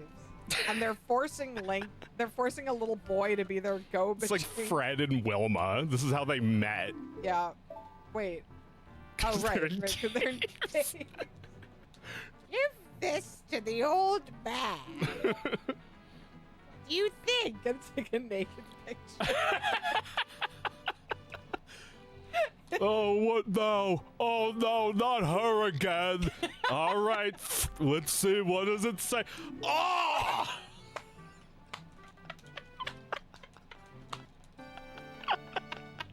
Oh, my eyes. Putting eye drops in. Well, you better get out of here, kid. I gotta spend some time with this picture now.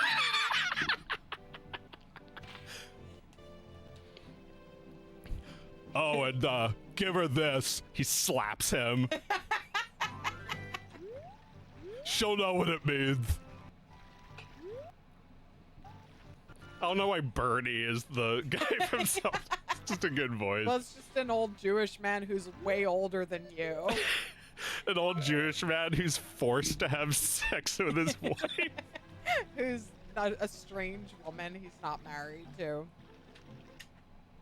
Oh, what else can we discuss? The hour grows late. Yeah, let's see. All right, this one's gross. I hate this. I hate this so much. I'm not gonna call my friend now. I won't mention them by name, but they said something that was like so upsetting to me. I've just been thinking about it all week. He was saying like, you know, he was talking about drawing die, and that's not the gross part. He was saying like, you know, sometimes you gotta, to get people's attention, you gotta jingle the keys a little. Draw a popular character. And I was like, jingle the keys? Jingle the keys? I feel like that's a really bad metaphor for drawing hentai. That's like you're trying to attract an animal, right? Like, Or like a baby, something that can't even understand basic things like keys. jingle the keys a little bit. Like the idea of like resorting to like something really recognizable to get people's attention, it's like they're not even people. It's like they're like, I don't know, they're like out of it completely. Like their brains have reverted to a safe state from when they were a baby. I mean, I hope that's not the case, but like, yeah. Well, I mean, I guess like if you're drawing hentai, are you doing it for like the artistic integrity of creating situations of existing characters? I'm there are definitely like I'm not very familiar, but like, you know, I know that there are authors who have like a particular fixation and they will make hentai of their fixation. right. And that seems pure. And Right, then what yeah. you're talking about is people who are drawing porn for other people's benefit right. as a business. And like right? striking while the iron's hot, not doing it out of like a need. Right, just putting more hentai out into the world. Right, and Well- it's like you're talking about a character that everyone is at the same time making porn of.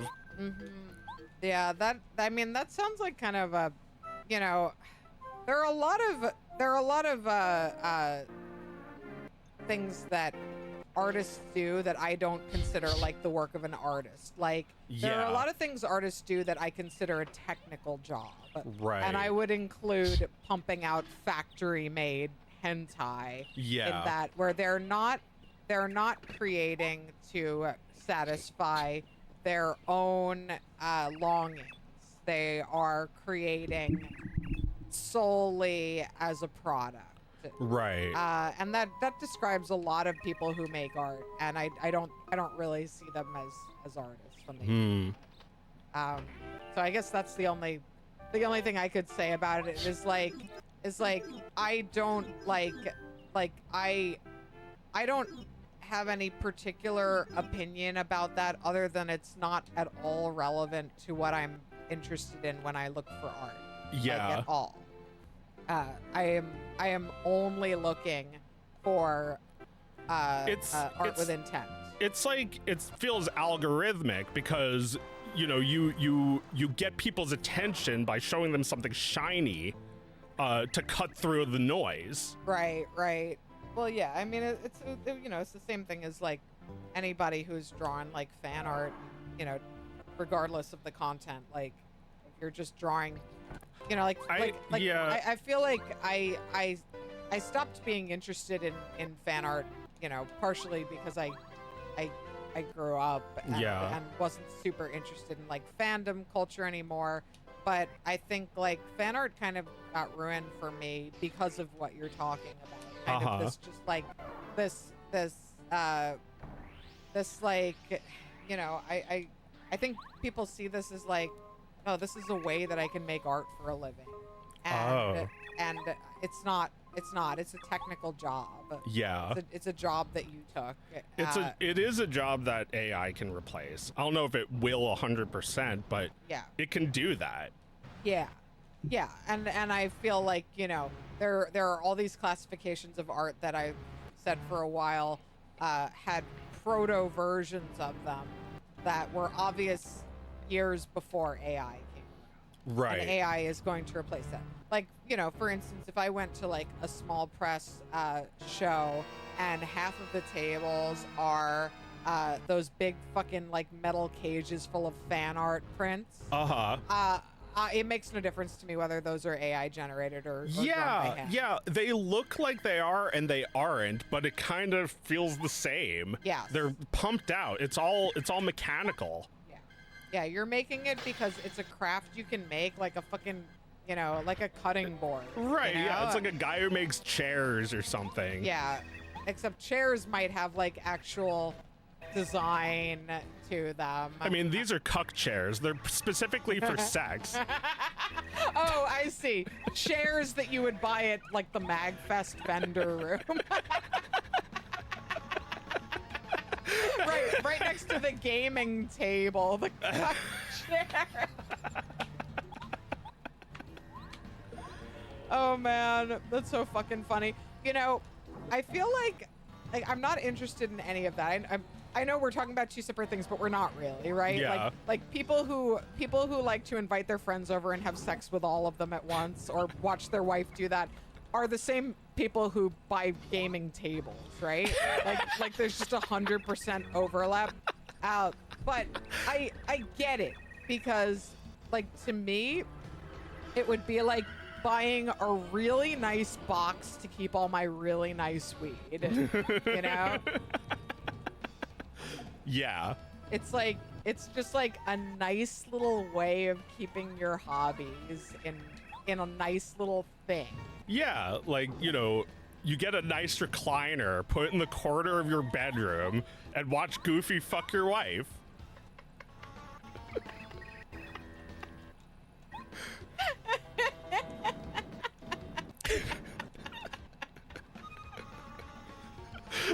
Yeah. No, it's exactly like smoking my nice weed. Well, yeah, like you know, your son loves dice, and I've definitely seen some pretty nice little dice containers. Oh yeah, well we bought some dice for him one time, and it came with like a 3D printed dice holder, which is, you know, he just uses it as a box, but it's like for if you want to like throw the dice and not have the dice roll away. So if you got like a lot of, you know, you're playing a game with dice, you can have like a nice wood cut, like maple finished dice holder with velvet on the bottom. Yeah. It's like one step away Fancy from a cuck pants. chair, right? Like that's like. Well, it depends on what kind of cuck you are, I think. Wouldn't some cucks prefer like a really shitty chair, like one of those plastic white outdoor chairs? No, those are the real ones. Like, look, I'm kind of making fun of a fetish right now. I'm sorry, but I'm not making fun of the fetish. What I'm making fun of is people who buy premium products for their fetish. Because I agree with you. Like, the true cuck is gonna sit in a fucking lawn chair and watch it. Like, the cuck who buys the pre-packaged cuck experience. Like Pete with his stupid yacht and RV. It's like another one of his things that he doesn't need and will not make him happy. Yeah. You can also just like invite all your friends over and have sex with all of them. Or You can do that without the gaming fuck table. your wife. Like, does he even think he can fuck his wife? I don't know. You're the one who knows all of this. Well, I'm like the detective. I'm trying to find the goof truth, and everybody I give these ideas to, they'll be like, it's true. All of that did happen. Yeah, you're right. That happened. Yeah, the dice tray. Yes, that's what it's called. It's, you know, it's a little like Andrew Dice Tray. If somebody hasn't called their product that, man. Well, that's gotta be like illegal, right? That's a good question. Would he sue? Well, he's dead, so yes. Did he die? I think so. Dice? He died. Oh, well then do it. What's he gonna do? Yeah, like, you know, like what is you know, I could do a voice of Gilbert Gottfried impersonating him, and they're both dead. Yeah, I think you're right. I think he died. Because we haven't heard from him in a really long time. That's usually a sign that a big blowhard fucking died, right? Yeah, maybe. Or maybe he disappeared into a quiet life and we think he died. He's not dead. He's not even dead. He's not dead. I didn't remember hearing that he died. Well, yeah, I guess we just told people to get sued. Good luck, guys. Right. Good luck with your sexy little dice tray that you call Andrew Dice Tray. Yeah, good luck at MagFest. Yeah.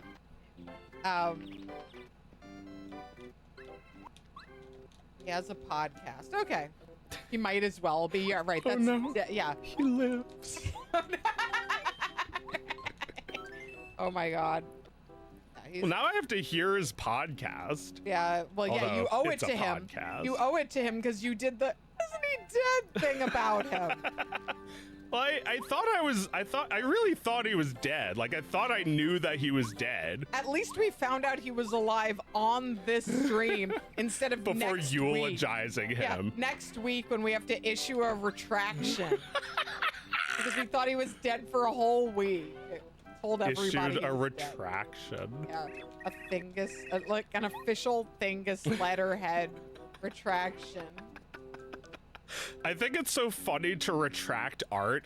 Like, the idea of Jorge Gutierrez just, like, immediately deleting his show. Retracted because of the bad reaction. Oh, man. Okay, I gotta talk about this one last time. Yeah. Like, we need one more picture of that guy. Like the one picture of that guy that you just keep seeing every time there's an update. Yeah, it's like a new story, but the same photo. The same photo. He's like Woody, just like, He's wearing a hat, and the shadow on the hat makes it look like it's a little spike on top of his head. Yeah, like this fake looking hat. Looks like a cookie with a Hershey's Kiss in the middle. Like a Hummintosh. Yeah, kind of like a Hummintosh. It's like a triangular hat or Oh my something. God. Yeah, one photo of this guy exists. Yeah, it's just the same photo. Although, you know, he's not a politician, so they don't have like a dozen different photos of him reacting different ways. No, it might be like Trump this photo. furious at, you know, Yes. I don't know, Right. toilet paper. Right. And it's like shows a picture of him like about to kill someone. Yes, right. They have a photo of Trump for every And yeah, expression. it's like, you know, Trump slips and pulls, just like, Right, but every Jorge is like, he has no feelings one way or the other. yeah, that's a problem. you know? Maybe that's true because he did just like make that AI show while being a person in the industry. Like there's no way you didn't know that everybody would be like negative about it. I mean, we go back and forth on that one. I mean, I think like if you hang out with AI boosters, I have to assume because it's like hanging out with like the Israel. There's a shit ton of money rolling around, and there's a lot of vice signaling going on. Where it's Vice like, signaling? yeah, it's Oh. it's like, you know, it's like virtue signaling, but Okay. but signaling how evil you are. Right. It's like it basically has the exact same effect. You're endearing yourself to your social group. You're creating solidarity among you by signaling the bad, naughty things that you like to do. Uh-huh. And I think if you spend enough time being wined and dined and vice signaling in your little circle, then you might talk to a normal person and they might be like, what the fuck is wrong with you? Yeah. You know, that you might just kind of forget because you're so socially wrapped up in this new world Yeah. that has flattered you. Your brain is constantly being given reward. It's Yeah. like based on the same reward system that has people addicted to social media. Yeah. You associate the AI with good because, you know, those people flatter you or because the AI agrees with what you say. Right. And you start to see people who disagree with you as I don't know, some sort of problem, some Jelly. sort of hurdle. They're jelly. Yeah. Jealousy professor. You don't like it. And yeah, I think that is what happens. People go get folded into this new social class, and they feel like other people must be jealous because other people must want what they have. And you know, that is a very alienating way to feel. Yeah. That everybody's jealous of you. You know, everybody wants what you've got, and I think it would be very easy to be like, well, you know, say things like everyone's doing it, which is what Jorge was grumbling after he canceled the show. Right. Like everyone's doing it. He came off like very submissive, tail between his legs. But yeah, then he was like, well, you know, I'm not the only one. Yeah, exactly. And it's like, well, no, you're not the only one, but like, look at your peers who are just like being laid off. They're not doing it. Like, Yeah. like you're Well- looking at the people who like, you know, they have to fucking leave town. They have to take their family and go home because their job doesn't exist anymore. Like, they're not doing it. They don't believe in it. No, and you know, if you're constantly being wined and dined, you're not going to see anything like that, or it's just not going to matter. You're not thinking about people's misfortune. You're thinking that maybe those people should have gotten on board too. Yeah. And instead, because you're so worried about missing out, you're so worried about being made obsolete that you're like, well, those people, you know, it's unfortunate what happened to them that they refused to get on board. I mean, and a lot of these people did get on board, and then they got laid off when they trained the AI to do what they were doing. Yeah. Yeah, I think there was a disconnect, and I think he was legitimately surprised that people would react so badly, or it's possible that he didn't think it would be announced in this way, and the network kind of threw him under the bus by putting his name on it, making it his fault. Right. They specifically want people to advocate for it. Yeah, and right, because like, you know, they put his name on it for a reason, and he boosted it, and to the point where like people aren't even like mad that Amazon makes fucking shows this way. They're not thinking about that. They're thinking about the one guy who sold his soul to be part of it. Right. And you know, we're thinking about like the show we liked, and it's like it feels like somebody's died because it's like a guy who is able to make a good show just is half-assing it. Right. Yeah, but I think that is what it comes down to. It's like new friends, new social class, money, and just, you know, kind of being charmed thinking these people are your friends. Like that kind of seemed like it happened to J.K. Rowling, you know? Oh yeah. That she had a whole bunch of new friends who made her feel special. But what they were really looking for was to get her money and put it blackmail her. Well, you know, that like in the ensuing years, it has seemed more apparent that a lot of the anti-transgender sentiment that led to policy change was trumped up artificially.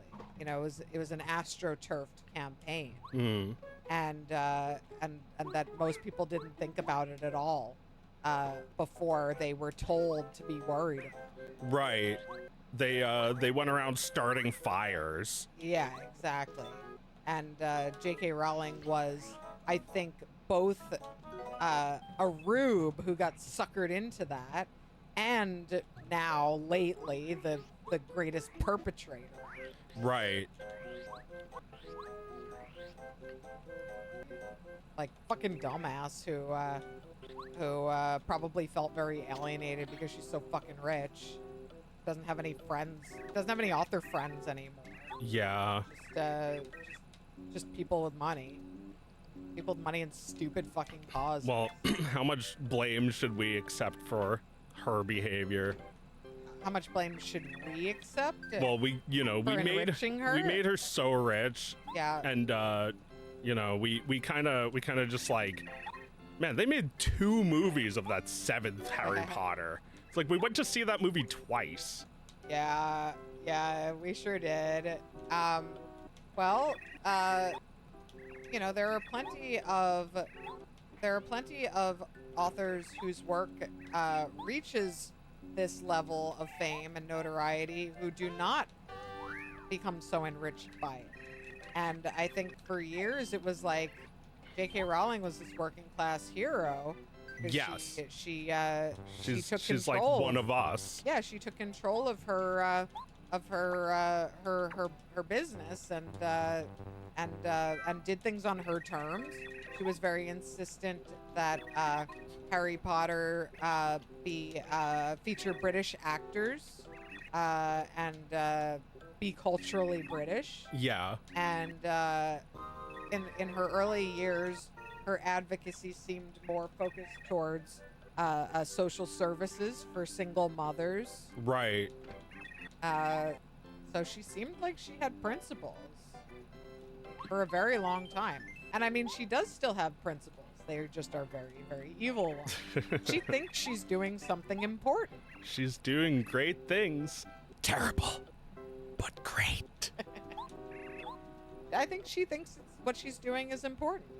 I think she thinks she's doing the good work. But mostly it just feels good. That's why I'll never respect it, because it's not, she's trying to parlay her trauma into someone else's trauma, apparently. Yeah. Like is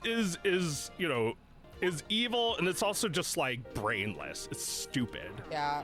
Well, I think like ultimately it looks to me like class solidarity with the wealthy, because if she's truly part of this AstroTurf campaign, the people, the regular fucking people, never wanted to change the law and make it hard to exist as a trans person. Like, that was engineered by a class of people who constantly need there to be a scapegoat in every society, and this happens to be the one that they're going for, and she's trying to make it look like she only hates trans people, when actually they hate all of us. They hate everyone with less than $1 billion.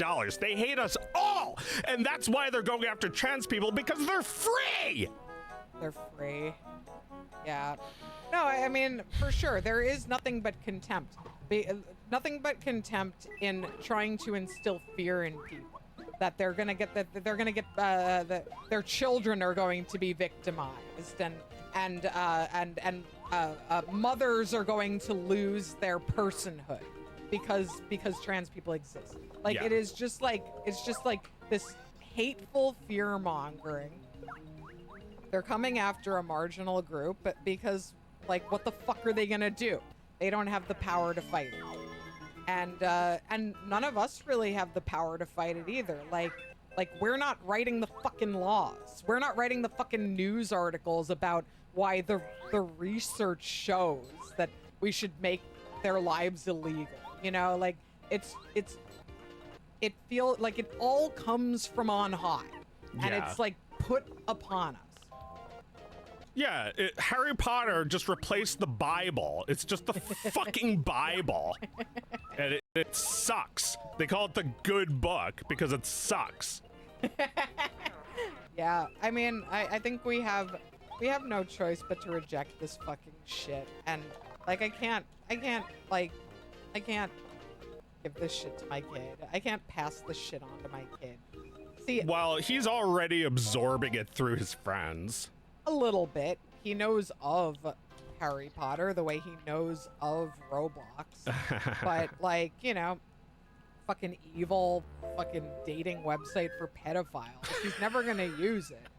It's just gonna be one of those things that years later he was like, oh yeah, my parents never let me use that, and now I don't know, I think it was like for kids. You know, like, he's not gonna be interested. No, Oscar, where'd you go?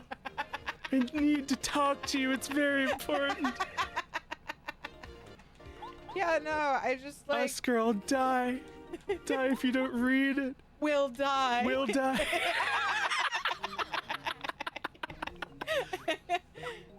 Yeah, Jesus. it's just like not. It's not. It really, it is like pure exploitation. It's like, we got our money, so now we can act how we want. Yeah. It's just I think you're right. It's just a fucking hatred. It's just a fucking hatred for the insects that represent. That the- made you almost the a entire- queen. Yeah. My God, like, can I mute this?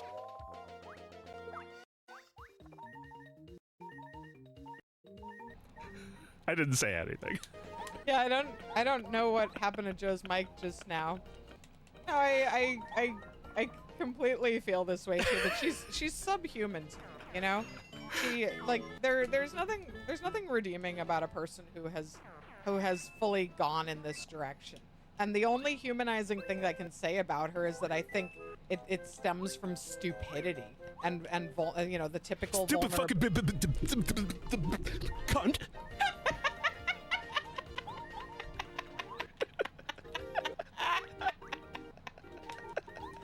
Shit, that might be the end of Thingus. I don't know where we can go from there, honestly. I think that's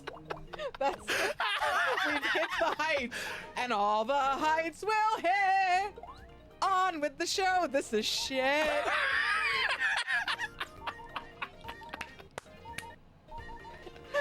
I don't know if there's going to be Thingus next week. Right. I'm traveling, like, on Wednesday or Tuesday. I'm gonna be traveling, and I don't know what those days are going to look like. So we may do some variation, or if Joe wants to do solo Thingus. Right.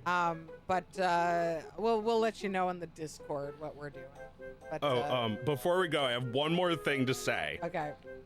Zelda CDI Studio animated King's Quest 7. That makes perfect sense. That makes perfect sense. It makes sense, but I never knew it. I didn't know that either. But you know what? They're both awesome. They're awesome. Yep. I watched that again recently. We were watching King's Quest 7. Yeah. And in my mind, I was like, oh man, it looks terrible. Like in my memory. And I watched it and I was like, this rules. Yeah. It's good. It's good, yeah. It's jank. Jank Yeah. doesn't mean bad. No. I've been talking all fucking week, in a room to myself about how that first Toy Story is genius. It is perfect. It is 100%. It is a 10 out of 10 movie, and it is full of jank. Jank. There's so much. Jank. So much. Woody's arm just like moving randomly looks stupid. But it's out. You're not the real Buzz Lightyear. Yeah, Jank. I love that King's Quest game. Yeah, there's nothing that looked like that. No, and It was awesome. It was professional looking. if I could, I would make a game that looked like that. Like that is some good shit in my opinion. That's cool. You totally could make that. You can make it yourself, or like you can do all the animations yourself. And it would look great because I did all the animations. Exactly. Exactly. Yeah, This is the lesson I've been learning. I think this is like I'm almost at my unified theory, right? Like the whole AI conversation is involved. Yeah. That's like you make these things for you. You make them for the process. You grind it out and you break your legs and you do it because you love it. You little freak. It's like if you're just a technician jingling the keys, that's not the kind of freakish I'm looking for. No, I'm not looking for that. I'm not looking for the AI gen shit for basically the same reason.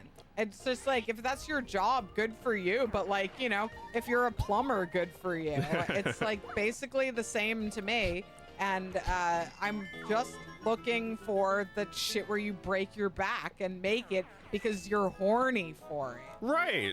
And not because like a critical mass of people online are horny for it, because you're horny for it. Exactly. That is an important distinction. Yeah. You drew of Mice and Mayhem 100% for yourself. Oh my God. Of Mice and Mayhem. It's like, what kind of person can even do something like that?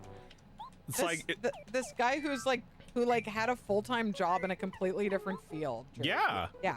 And it took him like 10 fucking years to Oh draw my it. God. If you've never seen, I think we've talked about Of Mice and Mayhem Yeah, before. it's like the kind of thing that like you see once in 2000 and then just remember it forever. Forever, yeah. It's like, hey Mara, what was that really like kind of serious chip in Of Mice and Mayhem? Like she knows. Yeah. Yes, exactly. And I feel like when I watch, like a couple times recently, we put on Rescue Rangers for Oscar, and I'm like, I think everything that happened in that was real. I think everything that happened in Of Mice and Mayhem is real. Yeah, well, it's totally real. It's like a Fox in Space is real. You just like watch it and it feels like there's barely any line between that and the like Nintendo Power comics about Star Fox. Yes, yeah, that's real. Yeah, like that Mario comic from Super Nintendo was real. Oh yeah, that was so good. 100%. But yeah, just like that is the kind of perverted effort that I'm always looking for in people. Like whether it's original creations or fan art or whatever, it's just like you drew it because you were lying awake at night, unable to live because it didn't exist. And that's the only reason to make art. Everything else is not art. Like it's just a job. It's just a job. And AI is replacing those jobs, which makes me very sad for material reasons. But for art reasons, my heart will go on. Yeah.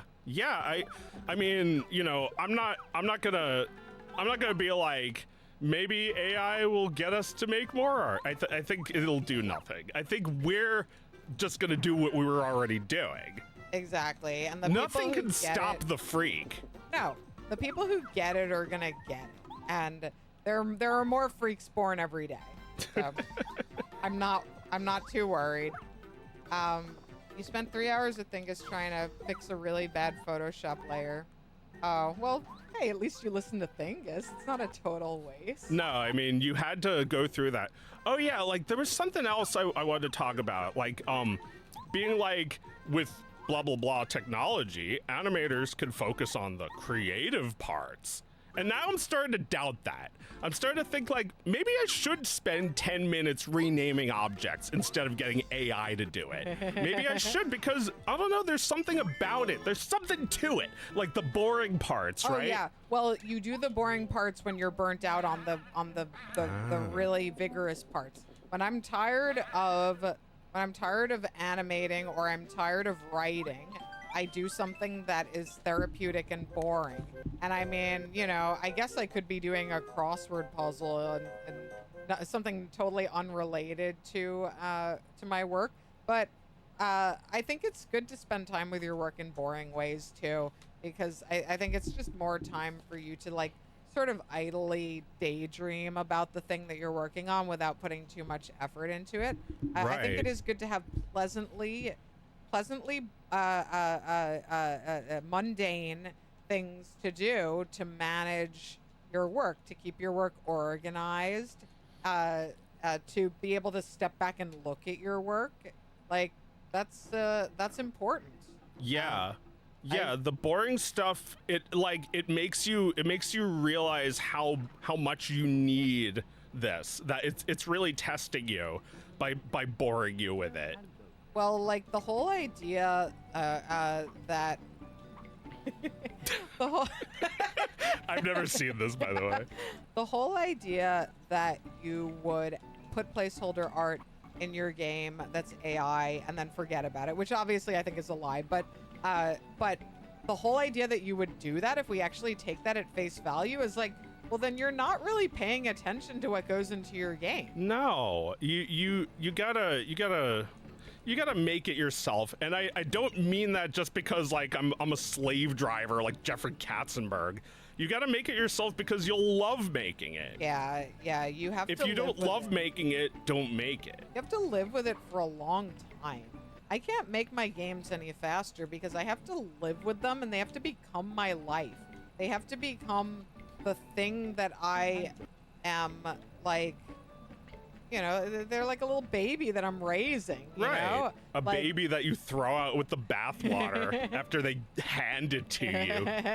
Well, I mean, you know, you love a baby the instant it's born, but like when you know a baby for 4 years, you've spent every day of those 4 years caring for it. Yeah. Like you love it more. Like it's hard to imagine loving your baby more, but you keep finding dimensions to that because you keep putting in that time to be with them and think about them, you know, and like reflect on it.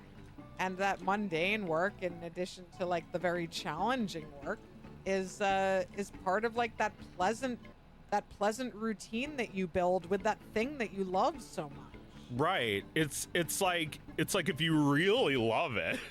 Like imagine if you wanted a fucking robot to change your baby's diaper. Oh, come on. That thing will get mangled in the robot. Well, yeah, you have to do that because you can't trust anybody else to do it because you love the child you're caring for too much. Well, yeah, like if you have like a baby translator like Homer's brother invented to tell you what your baby needs, then you're probably not even really a parent to it. You're not listening to your baby. Babies can learn sign language when they're like less than a year old and they can tell you things. Yeah, and everyone knows what their baby is saying. Yeah. Yeah, well, what are you trying to say? Like, you've known this baby for a year. You don't know what it's trying to say? Yeah, you're not even taking care of it, Homer. Yeah. You don't even remember she exists. Yeah. Absolutely. Like, technology that seeks to alienate you from your work as if there's something more important than feeling close to your work. I have to go masturbate. They haven't invented a machine that auto jacks me off like Master Chief. All right. I think we've gotten to a conclusion. Yeah, here. because I have no idea how to get out of this hole. I think I'm just gonna live here for the rest of my life. Good right, show. Good show. We'll see you next time on Thingus. Whether it's next week or later, we'll update the chat soon. Thanks for watching.